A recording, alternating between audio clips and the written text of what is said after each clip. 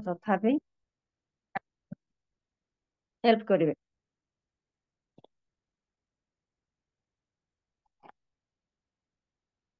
Hallelujah.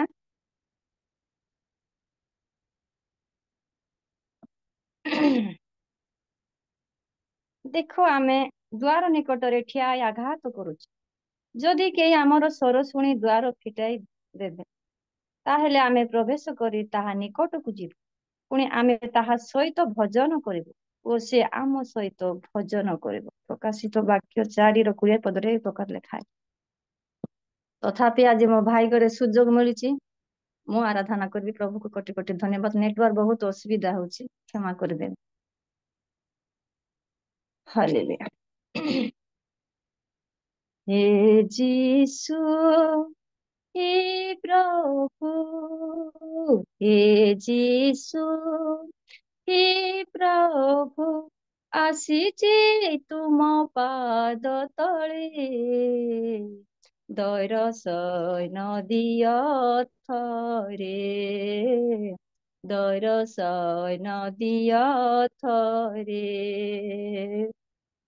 हे जीसु, हे प्रभु, हे जीसु, हे प्रभु, ଆସିଛି ତୁମ ପାଦ ତଳେ, ଦରଶନ ଦିଅ ଥରେ, ଦରଶନ ଦିଅ ଥରେ। ଏହି ଜଗତର ଅନ୍ଧକାର ପଥେ ଚଢୁଥିଲେ ମୋ ପାପରେ,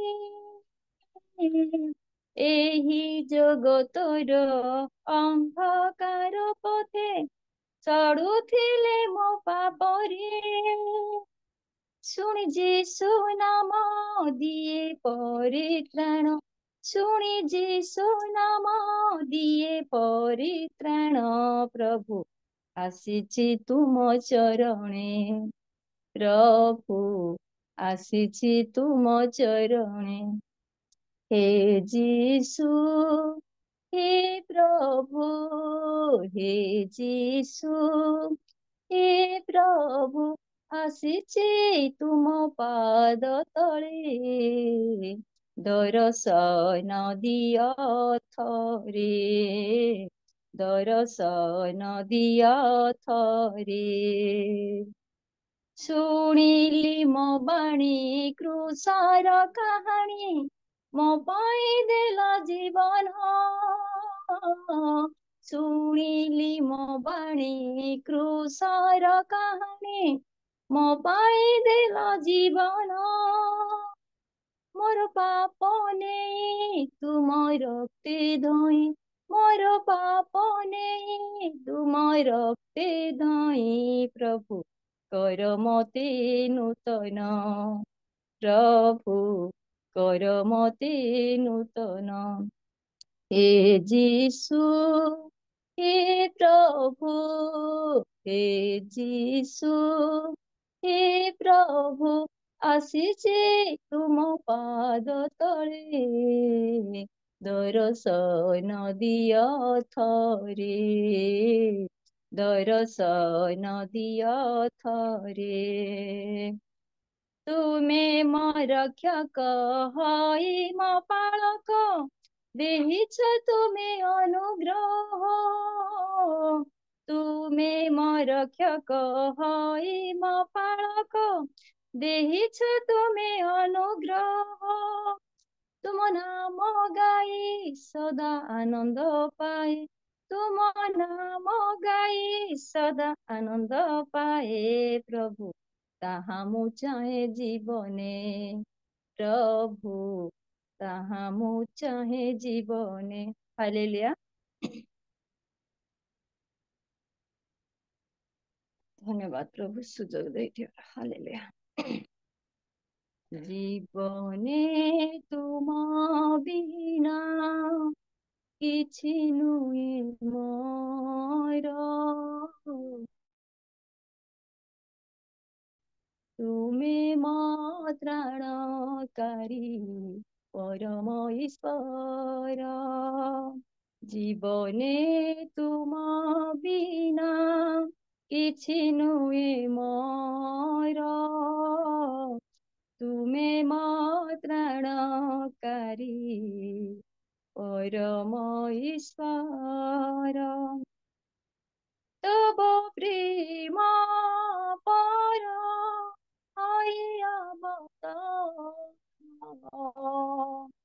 କ୍ରୁଶ କାଠି ଦେଇଛ ପ୍ରାଣପଣାର, ତବ ପ୍ରେମ ପର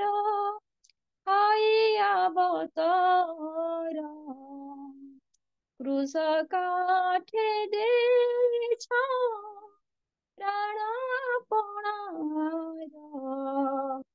ସାଜିଲି ଧରା ପରି ମୁକ୍ତି ଭଣ୍ଡାର, ତୁମେ ମୋ ତ୍ରାଣକାରୀ ପରମ ଈଶ୍ୱର। ଜୀବନେ ତୁମ ବିନା କିଛି ନୁହେଁ ମୋର, ତୁମେ ମୋ ତ୍ରାଣକାରୀ ପରମ ଈଶ୍ୱର। এই মায়া সংসার ସବୁ ହି ଅସାର, ଅଳପ ଦିନ ପାଇଁ ଏଠି କାରବାର, এই মায়া ସଂସାର ସବୁ ହି ଅସାର, ଅଳପ ଦିନ ପାଇଁ ଏଠି କାରବାର। ମୁଁ ଯେ ବଞ୍ଚିତ କରି ଏଲି ତ ପାଶର, ତୁମେ ମୋ ତ୍ରାଣକାରୀ ପରମ ଈଶ୍ୱର। ଜୀବନେ ତୁମ ବିନା କିଛି ନୁହେଁ ମୋର, ତୁମେ ମୋ ତ୍ରାଣକାରୀ ପରମ ଈଶ୍ୱର। এই ଭାବ ସାଗର କରିବାକୁ ପାର, ତୁମ ବିହୁନେ ପ୍ରଭୁ କେହି ନୁହେଁ ମୋର। এই ଭବ ସାଗର କରିବାକୁ ପାର, ତୁମ ବିହୁନେ ପ୍ରଭୁ କେହି ନୁହେଁ ମୋର। ମୋର ମନ ତିମିର ସବୁ କର ଧୂର, ତୁମେ ମୋ ତ୍ରାଣକାରୀ ପରମ ଈଶ୍ୱର। ଜୀବନେ ତୁମ ବିନା କିଛି ନୁହେଁ ମୋର, ତୁମେ ମୋ ତ୍ରାଣକାରୀ ପରମ ଈଶ୍ୱର। ହାଲେଲୁୟା। এই মায়া সংসার ସବୁ ହିଁ ଅସାର, ଅଳପ ଦିନ ପାଇଁ ଆମେ ଏଠି କାରବାର। ହାଲେଲୁୟା। ଧନ୍ୟବାଦ ଦଉଛି, ପ୍ରଶଂସା କରୁଛି।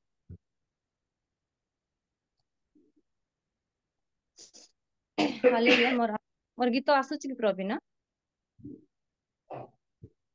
ହାଲେଲୁୟା। ଦିଦି କ୍ଲିୟର ଶୁଣା ଯାଉଛି। ପ୍ରଭୁ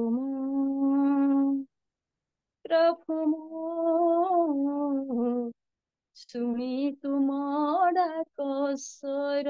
ହାଲେଲୁୟା। ପ୍ରଭୁ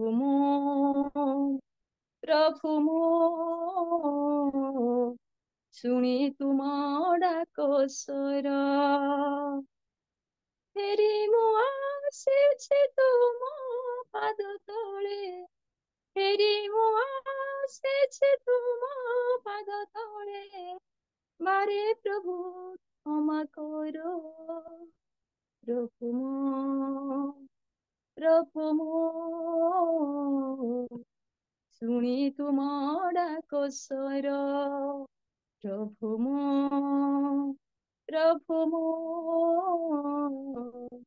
ଶୁଣି ତୁମ ଡାକ ସ୍ୱର। ବୁଡ଼ି ଯାଏ ପ୍ରଭୁ ଏ ଭବ ସାଗର, ଦଦରା ନା ବଟି ମୋର। ଅଶାନ୍ତ ପ୍ରଳୟ ମାଡ଼ି ଆସେ ତହିଁ, ଚିରତାନୁ ହୋଇ ତାର। ହାଲେଲୁୟା। ବୁଡ଼ି ଯାଏ ପ୍ରଭୁ ଏ ଭବ ସାଗର, ଦଦରା ନା ବଟି ମୋର। ଅଶାନ୍ତ ପ୍ରଳୟ ମାଡ଼ି ଆସୁଅଛି, ଚିରତାନୁ ହୋଇ ତାର। ତୁମେ କାମ ଏହି ଜଗତର, ତୁମେ କାମ ଏହି ଜଗତର, ତୁମେ ମୋ ନାବିକ ମୋର। ପ୍ରଭୁ ମୋ ଶୁଣି ତୁମ ଡାକ ସ୍ୱର, ପ୍ରଭୁ ମୋ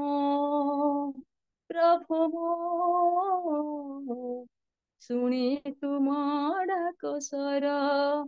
ଫେରି ମୁଁ ଆସିଛି ତୁମ ପାଦ ତଳେ, ଫେରି ମୁଁ ଆସିଛି ତୁମ ପାଦ ତଳେ, ବାରେ ପ୍ରଭୁ କ୍ଷମା କର। ପ୍ରଭୁ ମୋ ଶୁଣି ତୁମ ଡାକ ସ୍ୱର। ପାପର ସାଗରେ ଏହି ପ୍ରାଣ ମୋର, ଚାଲି ଯାଇ ବହୁ ଦୂର। ହାଲେଲୁୟା। ପଥ ହରା ହୋଇ ପ୍ରତୀକ ସାଜିଲି, ଛାଡ଼ି ସୁପଥ ତୁମର।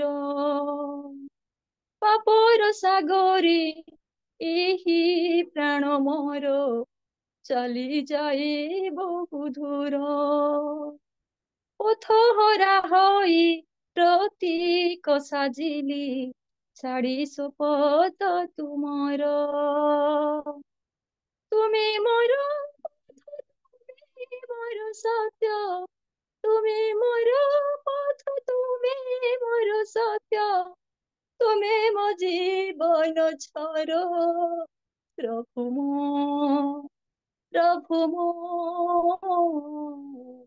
ଶୁଣି ତୁମ ଡାକ ସ୍ୱର, ପ୍ରଭୁ ମୋ ଶୁଣି ତୁମ ଡାକ ସ୍ୱର। ଫେରି ମୁଁ ଆସିଛି ତୁମ ପାଦ ତଳେ, ଫେରି ମୁଁ ଆସିଛି ତୁମ ପାଦ ତଳେ, ବାରେ ପ୍ରଭୁ କ୍ଷମା କର। ହାଲେଲୁୟା। ରାଜା ତମେ କ୍ଷମା ଦେବା ପରମେଶ୍ୱର ପ୍ରଭୁ। ହାଲେଲୁୟା। ପ୍ରାର୍ଥନା କରିବା, ପ୍ରାର୍ଥନାର ସମସ୍ତେ ସୁଯୋଗ ଦିଅ। ହାଲେଲୁୟା।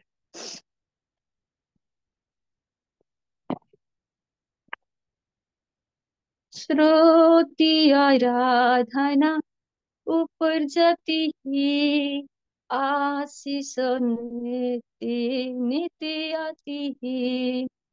श्रुति आराधना ऊपर जाती ही, आशीष नित्य नित्य आती है। प्रभु हमारा कितना महान, देखे हमसे करता है प्यार। प्रभु हमारा कितना महान, देखे हमसे करता है प्यार। हालेलु हालेलुया, हालेलु हालेलुया। प्रभु आमर केते महान, देखो आमकु करन्ति प्रेम। प्रभु आमर केते महान, देखो आमकु करन्ति प्रेम। हालेलुया। राजा तुम्हें केते महान परमेश्वर, ତମେ ପ୍ରେମ କରିବା ପରମେଶ୍ୱର, ତମେ ସୃଷ୍ଟିକର୍ତ୍ତା, ତମେ ତ୍ରାଣକର୍ତ୍ତା, ତମେ ରକ୍ଷାକର୍ତ୍ତା, ତମେ ଜୀବନ ପରମେଶ୍ୱର ପ୍ରଭୁ। ଏ ସୁଯୋଗ କେତେ ସୁନ୍ଦର ସୁଯୋଗ, ମୋ ପ୍ରତ୍ୟେକ ପାଳକ ପାଳିକା ମୋ ଭାଇ ଭଉଣୀକୁ ତମର ପାଦ ତଳେ ଆଣ୍ଠୁ ଭାଙ୍ଗିବା ପାଇଁ ସୁଯୋଗ ଦେଇଛ। ଅନେକ ଗ୍ରାମରେ, ଅନେକ ମଣ୍ଡଳୀରେ ଯୋଉ ସବୁ କିଛି ଦେଖୁଥିଲେ ପ୍ରଭୁ, ଅନେକ କିଛି କଷ୍ଟ ଲାଗେ, ତଥାପି ଆମେ ସେମାନଙ୍କ ପାଇଁ କିଛି କରିପାରୁଥିଲୁ। ତଥାପି ପ୍ରାର୍ଥନା କରିବୁ। ତମେ କହିଛ ମୋ ବିନା ତୁମେ ମାନେ କିଛି କରିପାରିବ ନାହିଁ ବୋଲି କହିଛ ପ୍ରଭୁ। ମହାନ ପରମେଶ୍ୱର, ତମର ସେବାରେ ଯେତେ ଜଣ ଆଘାତ ହେଇଛନ୍ତି ବନ୍ଧୁ, ପ୍ରତ୍ୟେକ ଯେତେ ଅସୁସ୍ଥ ଲୋକ ତମର ପାଦ ତଳେ ମୁଁ ସମର୍ପଣ କରୁଛି ବନ୍ଧୁ। ତମେ ଚାଙ୍ଗା କରିବା ପରମେଶ୍ୱର ପ୍ରଭୁ। ମହାନ ପରମେଶ୍ୱର, ଯେତେ ମେଡିକାଲରେ ଅଛନ୍ତି, କା ପରିବାର ଅର୍ଥ ମଧ୍ୟ ନଥାଉଛି ପ୍ରଭୁ, ସେମାନଙ୍କୁ ତମେ ଅର୍ଥ ଯୋଗାଅ, ସେମାନଙ୍କୁ ତମେ ସୁସ୍ଥ କର। ଯୋଉଠି ଆଘାତ ହେଇଛନ୍ତି, କଷ୍ଟ ପାଉଛନ୍ତି, ପୁନର୍ବାର ସେମାନେ ସୁସ୍ଥ ହେବେ, ପୁନର୍ବାର ସେମାନେ ସାକ୍ଷ୍ୟ ଦେବେ, ପୁନର୍ବାର ତମର ପବିତ୍ର ଦିନରେ ସେମାନେ ଆଣ୍ଠୁ ଭାଙ୍ଗିବେ। ସାହସ ଦିଅ ପ୍ରଭୁ। ପ୍ରଭୁ ତମେ ଡକ୍ଟର ଠାରୁ ଡକ୍ଟର, ତମେ ବୈଦ୍ୟ ଠାରୁ ବୈଦ୍ୟ ବାପା। ତମ ବିନା ଜଗତରେ କୋଉ ଡକ୍ଟର ନାହିଁ, କୋଉ ବୈଦ୍ୟ ନାହିଁ। ଆମେ ମଣିଷ, ମଣିଷ ଉପରେ ନିର୍ଭର କରୁଥାଉ, ଡକ୍ଟର ଉପରେ ନିର୍ଭର କରିବା ଅଳ୍ପ ବିଶ୍ୱାସ। ପିତା, ଆଜି ସେ ପରିବାରକୁ ପୁନର୍ବାର ତମର ପାଦ ତଳେ ଦଉଛି ରାଜା। ମହାନ ପରମେଶ୍ୱର ପ୍ରଭୁ, ଜୁମଗଡିବା ସାର୍କୁ, ଭଉଣୀକି, ଦୁଇ ଝିଅ ପ୍ରଭୁ, ସେମାନଙ୍କୁ ପାଠ ପଢାରେ ଶକ୍ତି ଦିଅ। ସେ ପରିବାରରେ ଅର୍ଥ ଯୋଗାଅ ବାପା। ହନି ମୋ ବାଳକ ମାନଙ୍କୁ ଅର୍ଥ ମଧ୍ୟ ବନ୍ଦ ହେଇଛି ପ୍ରଭୁ। ଯେତେ ଝିଅ ପୁଅ ପାଠ ପଢୁଛନ୍ତି ପ୍ରଭୁ, ପ୍ରଭୁ ଆଜିର ସବୁ ଝିଅ ପୁଅ ଯିବେ ବାପା, ସବୁ ମାଷ୍ଟର ଦିଦି ସମସ୍ତେ ଯିବେ ପ୍ରଭୁ।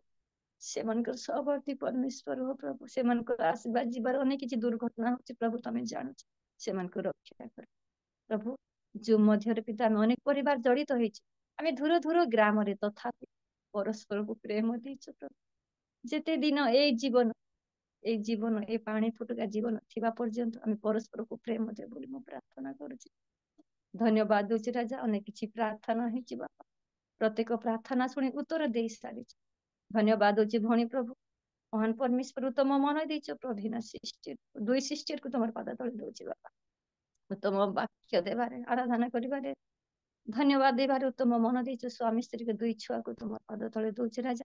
ଅନେକ କିଛି ପ୍ରାର୍ଥନା ହେଇଛି, ଶୁଣି ସାରିଛି, ମୁଁ ମାଗି ଜାଣିନି ପ୍ରଭୁ, ତମେ ଯାଛି ପ୍ରଦାନ କର। ଯଦି ପ୍ରାର୍ଥନାରେ ଭୁଲ ଥିଲେ କ୍ଷମା କର। ଏଇ ପ୍ରାର୍ଥନା ଯୀଶୁଙ୍କ ନାମରେ ମାଗୁଛି, ଆମେନ୍। ଧନ୍ୟବାଦ ପିତା, ଧନ୍ୟବାଦ ସିଷ୍ଟର, ସୁଯୋଗ ଦେଇଥିବାରୁ। ମୁଁ ମନା କରିଥିଲି, ତଥାପି ପ୍ରଭୁ ମତେ ସୁଯୋଗ ଦେଇଥିବାରୁ ମୁଁ ପ୍ରଭୁକୁ କୋଟି କୋଟି ଧନ୍ୟବାଦ ଦଉଛି। ପ୍ରେଜ୍ ଦ ଲର୍ଡ ଦିଦି, ଧନ୍ୟବାଦ ଦିଦି। ଅତି ସୁନ୍ଦର ଅର୍ଥପୂର୍ଣ୍ଣ ଗୀତ ଗାଇ ଆପଣ ପ୍ରଭୁଙ୍କ ଠାରେ ମହିମା ଗୌରବ କରିଅଛନ୍ତି।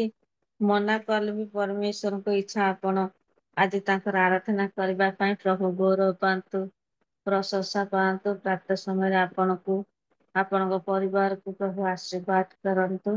ଅତି ପ୍ରଭୁ ଉତ୍ତମ ଗୌରବ ପାଆନ୍ତୁ। ସ୍ୱର। ହଁ ଦିଦି, ପ୍ରେଜ୍ ଦ ଲର୍ଡ। ଆସନ୍ତୁ, ସୁନ୍ଦର ଆରାଧନା ପାଇଁ ଆମେ ଗୋଟେ ଉଞ୍ଚ କରତାଳି ଦେଇ ପ୍ରେମିକା ପାଲ ଦିଦିଙ୍କୁ ଆମେ ମାନେ ଧନ୍ୟବାଦ ଜଣାଇବା। ଅତି ସୁନ୍ଦର ଆରାଧନାରେ ଆମ ମାନେ ପଡେଇ ନେଇଥିବାରୁ ପ୍ରଭୁ ତାଙ୍କୁ ଆଶୀର୍ବାଦ କରନ୍ତୁ। ପ୍ରେଜ୍ ଦ ଲର୍ଡ ଦିଦି। ଆସନ୍ତୁ, ଏଇ ସମୟରେ ଆମେ ପ୍ରାର୍ଥନା କରିବା, ତାପରେ ବାକ୍ୟ ମଧ୍ୟକୁ ଯିବା। ଆମମାନଙ୍କ ମଧ୍ୟରେ ଅମ୍ବିକା ମଲ୍ଲିକ ଦିଦି ଅଛନ୍ତି। ପ୍ରେଜ୍ ଦ ଲର୍ଡ ଦିଦି। ପ୍ରେଜ୍ ଦ ଲର୍ଡ। ପ୍ରେଜ୍ ଦ ଲର୍ଡ ଦିଦି, ଆପଣ ପ୍ରାର୍ଥନା କରନ୍ତୁ। ଆମର ପ୍ରେମିକା ପାଲ ଦିଦି ଅତି ସୁନ୍ଦର ଭାବରେ ଆରାଧନା କଲେ। ପୁଣି ଆଉ ଆମର ସିଷ୍ଟର ପ୍ରାର୍ଥନା, ମଧ୍ୟସ୍ଥି ପ୍ରାର୍ଥନା ତୋଳି ଧରିଛନ୍ତି, ତାଙ୍କ ନିମନ୍ତେ, ତାଙ୍କ ପରିବାର ପାଇଁ ପ୍ରାର୍ଥନା କରନ୍ତୁ। ପୁଣି ଆଉ ବାକ୍ୟ ନେଇ ଆସୁଥିବା ମଞ୍ଜୁଶ୍ରୀ ଦିଦିଙ୍କ ନିମନ୍ତେ, ଆମେ ଯେତେ ଜଣ ଯୋଡ଼ି ହେଇଛୁ ସମସ୍ତଙ୍କ ନିମନ୍ତେ ଆପଣ ପ୍ରାର୍ଥନା କରନ୍ତୁ। ପ୍ରେଜ୍ ଦ ଲର୍ଡ ଦିଦି। ପ୍ରେଜ୍ ଦ ଲର୍ଡ। ଆସନ୍ତୁ ଆମେ ପ୍ରାର୍ଥନା କରିବା। ସ୍ୱର୍ଗୀୟ ପିତା, ତୁମରି ମହତ୍ ନାମକୁ ଧନ୍ୟବାଦ ଦଉଛି ରାଜା, କାରଣ ତୁମେ ଆମମାନଙ୍କୁ ଦୟା କଲ, ଅନୁଗ୍ରହ କଲ। ଗତ ରାତିର ସମସ୍ତ ଆପଦରୁ ଯେ ମୃତ୍ୟୁ ରକ୍ଷା କରି ଜୀବିତ ମାନଙ୍କ ମଧ୍ୟରେ ଗଣନା କଲ, ନାମ ସ୍ଥାନ ଦେଲ। ହଁ ପ୍ରଭୁ, ସୁନ୍ଦର ସହଭାଗିତା ଦେଇଛ। ତୁମ ଚରଣରେ ବସି ତୁମକୁ ଗୌରବ, ତୁମକୁ ପ୍ରଶଂସା, ତୁମକୁ ଆରାଧନା କରିବା ପାଇଁ ରାଜା, ସେ ମହତ୍ ନାମକୁ ଧନ୍ୟବାଦ ଦଉଛି। ଏଥର ବିଶେଷ ପ୍ରାର୍ଥନା କରୁଛି ରାଜା, ତୁମର ଦାସୀ ପ୍ରଭୁ ପ୍ରେମିକା ପାଲ ଭଉଣୀ ଅତି ସୁନ୍ଦର ଭାବରେ ପ୍ରଭୁ ଆରାଧନା କରୁଛି ରାଜା। ସୁନ୍ଦର ଗଳା ମଧ୍ୟ ଦେଇଛ, ସୁନ୍ଦର ମନ ମଧ୍ୟ ଦେଇଛ, ସେଥିପାଇଁ ଧନ୍ୟବାଦ ଦଉଛି ରାଜା। ଅଧିକରୁ ଅଧିକ ତୁମ ନିମନ୍ତେ ପ୍ରଭୁ ତାଙ୍କ ଉତ୍ସାହ ଆଗ୍ରହ ଜାଗ୍ରତ ହବ। ଏ ପ୍ରାତଃ ସମୟରେ ତୁମ ନିମନ୍ତେ ବ୍ୟବହାର ହେଇପାରିବ ସେଇପରି ତୁମ ଦାସୀଙ୍କୁ ତୁମ ଆଶୀର୍ବାଦ କର, ଅନୁଗ୍ରହ କର ବୋଲି ପ୍ରାର୍ଥନା କରୁ ରାଜା। ମଙ୍ଗଳମୟ ପରମେଶ୍ୱର ତାଙ୍କ ପରିବାରକୁ ତାଙ୍କ ଜୀବନକୁ ତୁମ ହସ୍ତରେ ଦଉଛି ରାଜା। ତୁମେ ତାଙ୍କ ଜୀବନରେ ତୁମେ କଥା କୁହ, ତାଙ୍କ ପରିବାରକୁ ତୁମେ ଆଶୀର୍ବାଦ ଅନୁଗ୍ରହ କର ବୋଲି ପ୍ରାର୍ଥନା କରୁ ରାଜା। ମଙ୍ଗଳମୟ ପରମେଶ୍ୱର ଏଥିରେ ପ୍ରାର୍ଥନା କରୁ ରାଜା। ପ୍ରଧାନ ସିଷ୍ଟରଙ୍କ ପାଇଁ ପ୍ରଭୁ ସେ ସକାଳ ଠାରୁ ପ୍ରଭୁ ପ୍ରାତଃ ସମୟ ଠାରୁ 4ଟାର ପରେ ସେ ମଧ୍ୟସ୍ଥି ପ୍ରାର୍ଥନାରେ କଢେଇ ଆଣିଛି।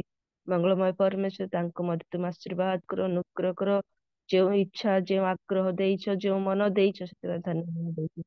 ତାଙ୍କ ପ୍ରିୟ ପରିବାରକୁ ମଧ୍ୟ ତୁମେ ଆଶୀର୍ବାଦ କର, ଅନୁଗ୍ରହ କର ବୋଲି ପ୍ରାର୍ଥନା କରୁଛି। ମଙ୍ଗଳମୟ ପରମେଶ୍ୱର ପ୍ରତିଦିନ ଏପରି ପ୍ରଭୁ ରାଜା ତୁମ ଦାସୀ ମାନଙ୍କୁ ପ୍ରଭୁ ତୁମ ହସ୍ତରେ ଦଉଛି।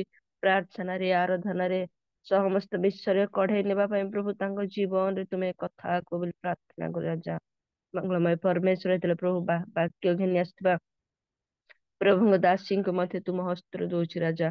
ତୁମେ ତାଙ୍କ ଅଭିଷେକ କର, ପବିତ୍ର କର, ଶକ୍ତିର ସହିତ ତୁମେ ବ୍ୟବହାର କର, ତାଙ୍କ ମୁଖପାତ୍ର ହୁଅ ରାଜା। ଆମମାନଙ୍କ ନିମନ୍ତେ ଯେଉଁ ପ୍ରୟୋଜନର ବାକ୍ୟ ରହିଛି ପ୍ରଭୁ, ତୁମେ ତାହାକୁ ପ୍ରଭୁ ପ୍ରକାଶ କରିବା ପାଇଁ ଶକ୍ତିର ସହିତ ତୁମେ ବ୍ୟବହାର କର ବୋଲି ପ୍ରାର୍ଥନା କରୁ ରାଜା। ଆମେ ଯେତେ ଜଣ ପ୍ରଭୁ ଏ ଜୁମରେ ଜଡିତ ହେଇଛୁ ରାଜା, ପ୍ରତ୍ୟେକଙ୍କୁ ତୁମେ ଅନୁଗ୍ରହ କର, ଦୟା କର, ଆତ୍ମାରେ ଅଭିଷେକ କର ପ୍ରଭୁ। ଯେପରି ସୁସ୍ଥିର ଭାବରେ ତୁମର ବାକ୍ୟ ଶ୍ରବଣ କରିପାରୁ ରାଜା, ସେ ବାକ୍ୟକୁ ନିଜସ୍ୱ କରିପାରୁ ରାଜା। ପ୍ରତ୍ୟେକଙ୍କୁ ତୁମେ ଅନୁଗ୍ରହ କର। ଏଥିରେ ପ୍ରଭୁ ତୁମ ଦାସୀ ଲିଡିଂ କରୁଥିବା ତୁମ ଦାସୀଙ୍କୁ ମଧ୍ୟ ତୁମେ ଆଶୀର୍ବାଦ ଅନୁଗ୍ରହ କର। ପ୍ରାରମ୍ଭ ଶେଷ ପର୍ଯ୍ୟନ୍ତ ତୁମେ କଢେଇ ନିଅ। ମଙ୍ଗଳମୟ ପରମେଶ୍ୱର ଯେତେବେଳେ ଆସ ପ୍ରଭୁ, ଆମ ପ୍ରତ୍ୟେକଙ୍କୁ ତୁମେ କଥା କୁହ। ସବୁ ଗୌରବ ସବୁ ମହିମା ତୁମେ ପାଅ। ପ୍ରାର୍ଥନା ଶୁଣି ଅଛ ବୋଲି ଧନ୍ୟବାଦ ଦେଇ ପ୍ରେମୟ ପ୍ରଭୁ ଯୀଶୁଙ୍କ ନାମରେ ପ୍ରାର୍ଥନା କରୁଛି, ଆମେନ୍। ଧନ୍ୟବାଦ ଭଉଣୀ ସୁଯୋଗ ପାଇଁ। ଆମେନ୍ ଆମେନ୍। ଧନ୍ୟବାଦ ଦିଦି, ସୁନ୍ଦର ଭାବରେ ପ୍ରାର୍ଥନା କରିଅଛନ୍ତି। ପ୍ରଭୁ ଆପଣଙ୍କୁ ଆଶୀର୍ବାଦ କରନ୍ତୁ। ଆସନ୍ତୁ ଏଇ ସମୟରେ ଆମେ ସୁନ୍ଦର ଭାବରେ ଆରାଧନା କଲେ, ପୁଣି ପ୍ରାର୍ଥନା କଲେ। ଆଉ ଆମର ସମୟ ଏବେ ଅତି ଗୁରୁତ୍ୱପୂର୍ଣ୍ଣ ସମୟରେ ପହଞ୍ଚିଛୁ, ଯାହାକି ପରମେଶ୍ୱରଙ୍କ ବାକ୍ୟ। ଆଉ ଏଇ ସମୟରେ ଆମମାନଙ୍କ ମଧ୍ୟରେ ନୂଆ ଭାବରେ ଆମମାନଙ୍କର ଶ୍ରୀ ଦିଦି ଆଜି ରିଏଲ ମିନିଷ୍ଟ୍ରି ବାକ୍ୟ ଦେବେ। ଆଉ ତେଣୁକରି ଆସନ୍ତୁ ପ୍ରଭୁଙ୍କର ପ୍ରିୟ ଦାସୀକୁ ଆମମାନେ ଉଚ୍ଚ କରତାଳି ଦେଇ ପ୍ରଭୁଙ୍କ ଉଦ୍ଦେଶ୍ୟରେ ଆଜିର ବାକ୍ୟ ନିମନ୍ତେ ଆମମାନେ ଆହ୍ୱାନ କରିବା। ପ୍ରେଜ୍ ଦ ଲର୍ଡ ଦିଦି। ପ୍ରେଜ୍ ଦ ଲର୍ଡ ଭଉଣୀ, ପ୍ରେଜ୍ ଦ ଲର୍ଡ।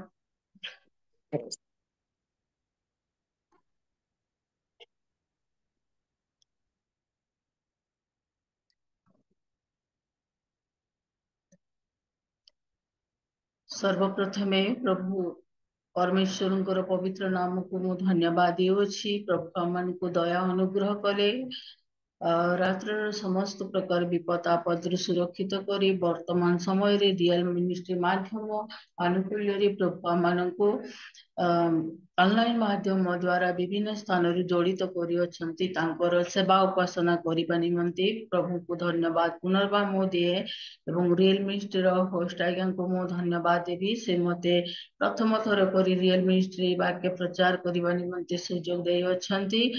ତାଙ୍କୁ ବିଶେଷ ଧନ୍ୟବାଦ ଦେଉଛି। ପ୍ରବୀଣା ଭଉଣୀକୁ ମଧ୍ୟ ମୁଁ ଧନ୍ୟବାଦ ଦିଏ, ସେ ସୁନ୍ଦର ଭାବରେ ମତେ ଆହ୍ୱାନ କରିଅଛନ୍ତି। ଆଉ ଆମମାନଙ୍କର ପ୍ରେମିକା ପଲ ସିଷ୍ଟର ଅତି ସୁନ୍ଦର ଗୀତ ଦ୍ୱାରା ଆମମାନଙ୍କୁ ପ୍ରଭୁଙ୍କର ଉପସ୍ଥିତି ମଧ୍ୟକୁ ନେଇ ଅଛନ୍ତି। ତାଙ୍କୁ ମଧ୍ୟ ମୁଁ ହୃଦୟ ସହିତ ଧନ୍ୟବାଦ ଦେଉଅଛି। ଆଉ ପ୍ରଭୁ ମହାନ ପରମେଶ୍ୱର ଅଟନ୍ତି, ସେ କେତେବେଳେ କାହାକୁ କେଉଁ ସମୟରେ ବ୍ୟବହାର କରିବେ ପ୍ରଭୁ ତାହା ଜାଣନ୍ତି।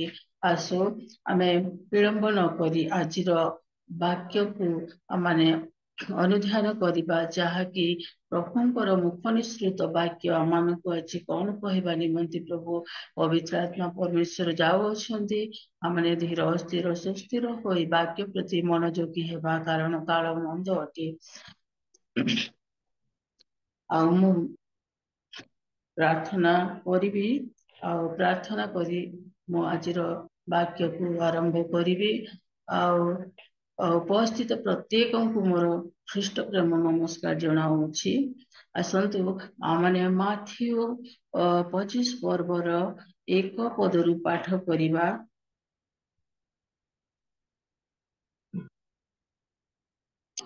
ପ୍ରଥମରେ ମୁଁ ପ୍ରାର୍ଥନା କରୁଛି। धन्यवाद धन्यवाद धन्यवाद धन्यवाद पवित्र पवित्र पवित्र पिता परमेश्वर तुम्हें आश्चर्य पराक्रांत परमेश्वर अट प्रभु तुम्हारी पवित्र नाम गौरव हो तुम्हारी स्तुति प्रशंसा पूजा वंदना हो प्रभु हे पिता परमेश्वर तुम्हें यही प्राप्त कालीन महिला सहभागितारे आज परमेश्वर राजा मान को विभिन्न स्थान एकत्रित कर सकाशु परमेश्वर राजा तुमको धन्यवाद दिए तुम स्तुति प्रशंसा प्रभु हे पिता परमेश्वर मो अयोग्य अकिंचन प्रभु मोर कौन से धार्मिकता पवित्रता सकाशु ये समय पाए ना प्रभु केवल तुम से अनुग्रह दया सकाशु परमेश्वर राजा जी प्रभु रियल मिनिस्ट्री तुम्हें मत व्यवहार करने निमंते जाओ प्रभु मोर मस्तक तले पाई तुमरी करी पवित्र आत्मा तुम्हें पूर्ण करी प्रभु परमेश्वर राजा मो मुख्य द्वारा पवित्र आत्मा तुम्हें कथा कह प्रभु आम समस्ते तुम जीवंत वाक्य को शुणु तुम वाक्य कार्य साधक अटे प्रभु जीवंत अटे परमेश्वर राजा मो पिता परमेश्वर राजा यही प्राप्त काल समय प्रभु तुम्हें आम मान को जीवित मान मध्य गणना कर नाम स्थान दे परमेश्वर राजा आमाने प्रभु पिता परमेश्वर तार निगूढ़ तत्व को बुझा निमंते जाओ परमेश्वर राजा पवित्र आत्मा तुम्हें साहाय्य कर अनुग्रह कर दया कर प्रभु मो पिता परमेश्वर राजा होस्टाज्ञ मत तुम आशीर्वाद कर प्रभु तांकर से उत्तम दर्शन उत्तम ज्ञान सकाशु परमेश्वर राजा रियल मिनिस्ट्री को से परिचालना करी विभिन्न दास दासी मान प्रभु से एकत्रीकरण कर प्रभु तुम गौरव प्रशंसा कर तुम्हें आशीर्वाद कर विशेष कर प्रभु आराधना कर पुणी मत आशीर्वाद कर परमेश्वर जो वाक्य को आज आम प्रभु आम से निगूढ़ तत्व को जानवा निमंते आम प्रभु तुम चरण कर प्रार्थना करुचु तुम ऊर्धर ज्ञान बुद्धि शक्ति तुम्हें आम को दियो पिता मो निज को तुम चरण में समर्पण करुच्ची तुम्हें मत हजाई लुचाई प्रभु मोर मुख द्वारा तुम्हें कथा कह दिय प्रभु तुम्हें प्रार्थना शुणी अच बापा धन्यवाद गौरव महिमा केवल तुमको दे प्रभु आज वाक्य को तुम हस्तर चरण कर रखी प्रभु प्रार्थना प्रिय प्रभु जीशु के नाम रे मागिले पिता आमेन आमेन।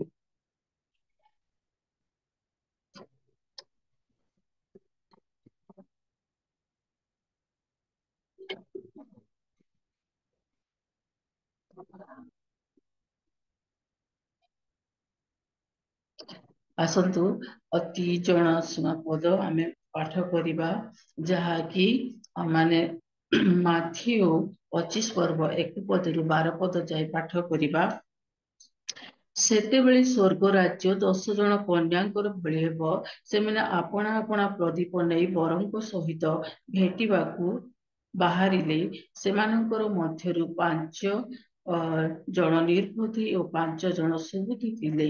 निर्बुद्धि माने प्रदीप नेबा समय निज निज सहित तैल नेले नाही मात्र सुबुद्धि माने आपणा आपणा प्रदीप सहित पात्र रे तैल नेले वरंक आसीबार विलंब होती समस्ते ढोलाऊ ढोलाऊ शोई पड़िले किंतु अर्धरात्र रे एही देख बर ताहांकर साक्षात ताहांको सांगरे साक्षात करिबाकू बाहर एपरी कोलाहल हेला सेतेबेले कन्या समस्ते उठी आपणा आपणा प्रदीप सजाड़िले किंतु निर्बुद्धि माने सुबुद्धि मानकू कहिले तुम तैलरू आमकू अल्प दियो कारण आम दीप सब लिभि जाऊँगी मात्र सुबुद्धि माने उत्तर देली नाही जदि आमे तुमको अल्प देवु तेबे तुम ठारे ओ आम ठारे मध्य अंटिब नाही बरं तुमे दुकानी मानकर पाखकू जाई आपण आपण निमंते किणी आण किंतु से माने किणिबाकू जाउथिबा समय रे बर आसिले पुणी जो माने प्रस्तुत थिले से माने ताहांकर सहित विवाह उत्सव रे योगदान करबा निमंते गृहरी प्रवेश कले और द्वार बंद है प्रभु पठित शास्त्रांश द्वारा हम समस्त को आशीर्वाद करंतु एही माथियो 25 पर्व जहा कि एकरु 12 पर्यंत मु पाठ कली ताहा एक सुपरिचित पदपर्व अटे जहाँकि आम समस्ते जानी अच्छु ए दृष्टांत विषय आम समस्ते जानी अच्छु कि अटे एक सुपरिचित पदपर्व अटे आहो आम देखिबा अमानकर निमंते अति भयंकर दुर्भिक्षर समय आसीबाकू जाउअछि एवं जो महाक्लेश घटिबाकू जाउअछि एवं जो वाक्यर दुर्भिक्ष समय आसीबाकू जाउअछि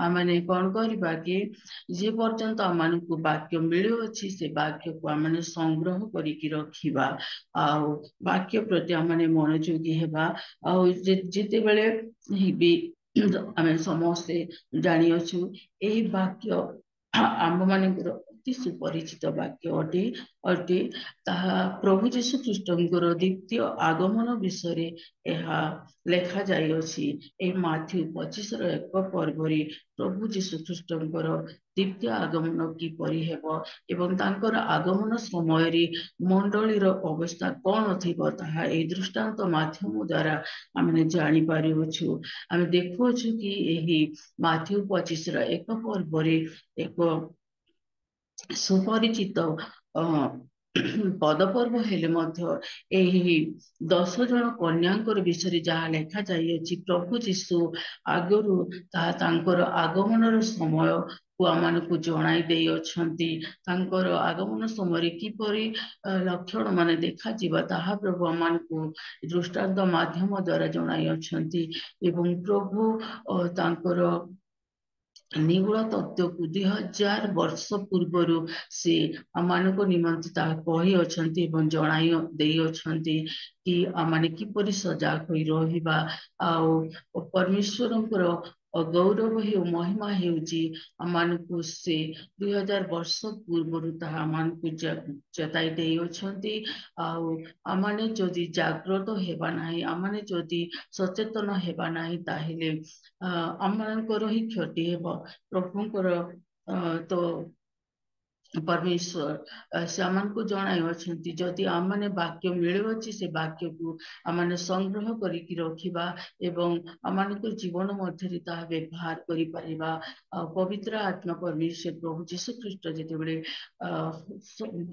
सहस्र सहस्र वाक्यर निगूढ़ तत्व माने आमनको पूर्वरु जणाई देई अछंती आ मु गोटे विषय कहिबी जेतेबेले गोटे परीक्षार्थी परीक्षा देवा निमंते जाय तो ताकू जदि कहा जाए कि तो पाई माने कि इजी हेबो जो प्रश्न गुड़ाक मु तते प्रिपरेशन करबा निमंते देउछि बोली से टीचर कहबो आ पिला जदि से क्वेश्चन आंसर प्रति जदि दृष्टि न देव आ जेतेबेले परीक्षा आसीबो से लेखि पारिबो नाही आ से विफल हे जीवो से प्रकार प्रभु जीशु ख्रीष्ट 2000 वर्ष पूर्व से तांकर क्वेश्चन को लिकेज करि अछंती आमाने जदि ताहा अनुध्यान न करिबा ताहेले काहार क्षति हेबा आमानकर ही क्षति हेबा आमे देखुछु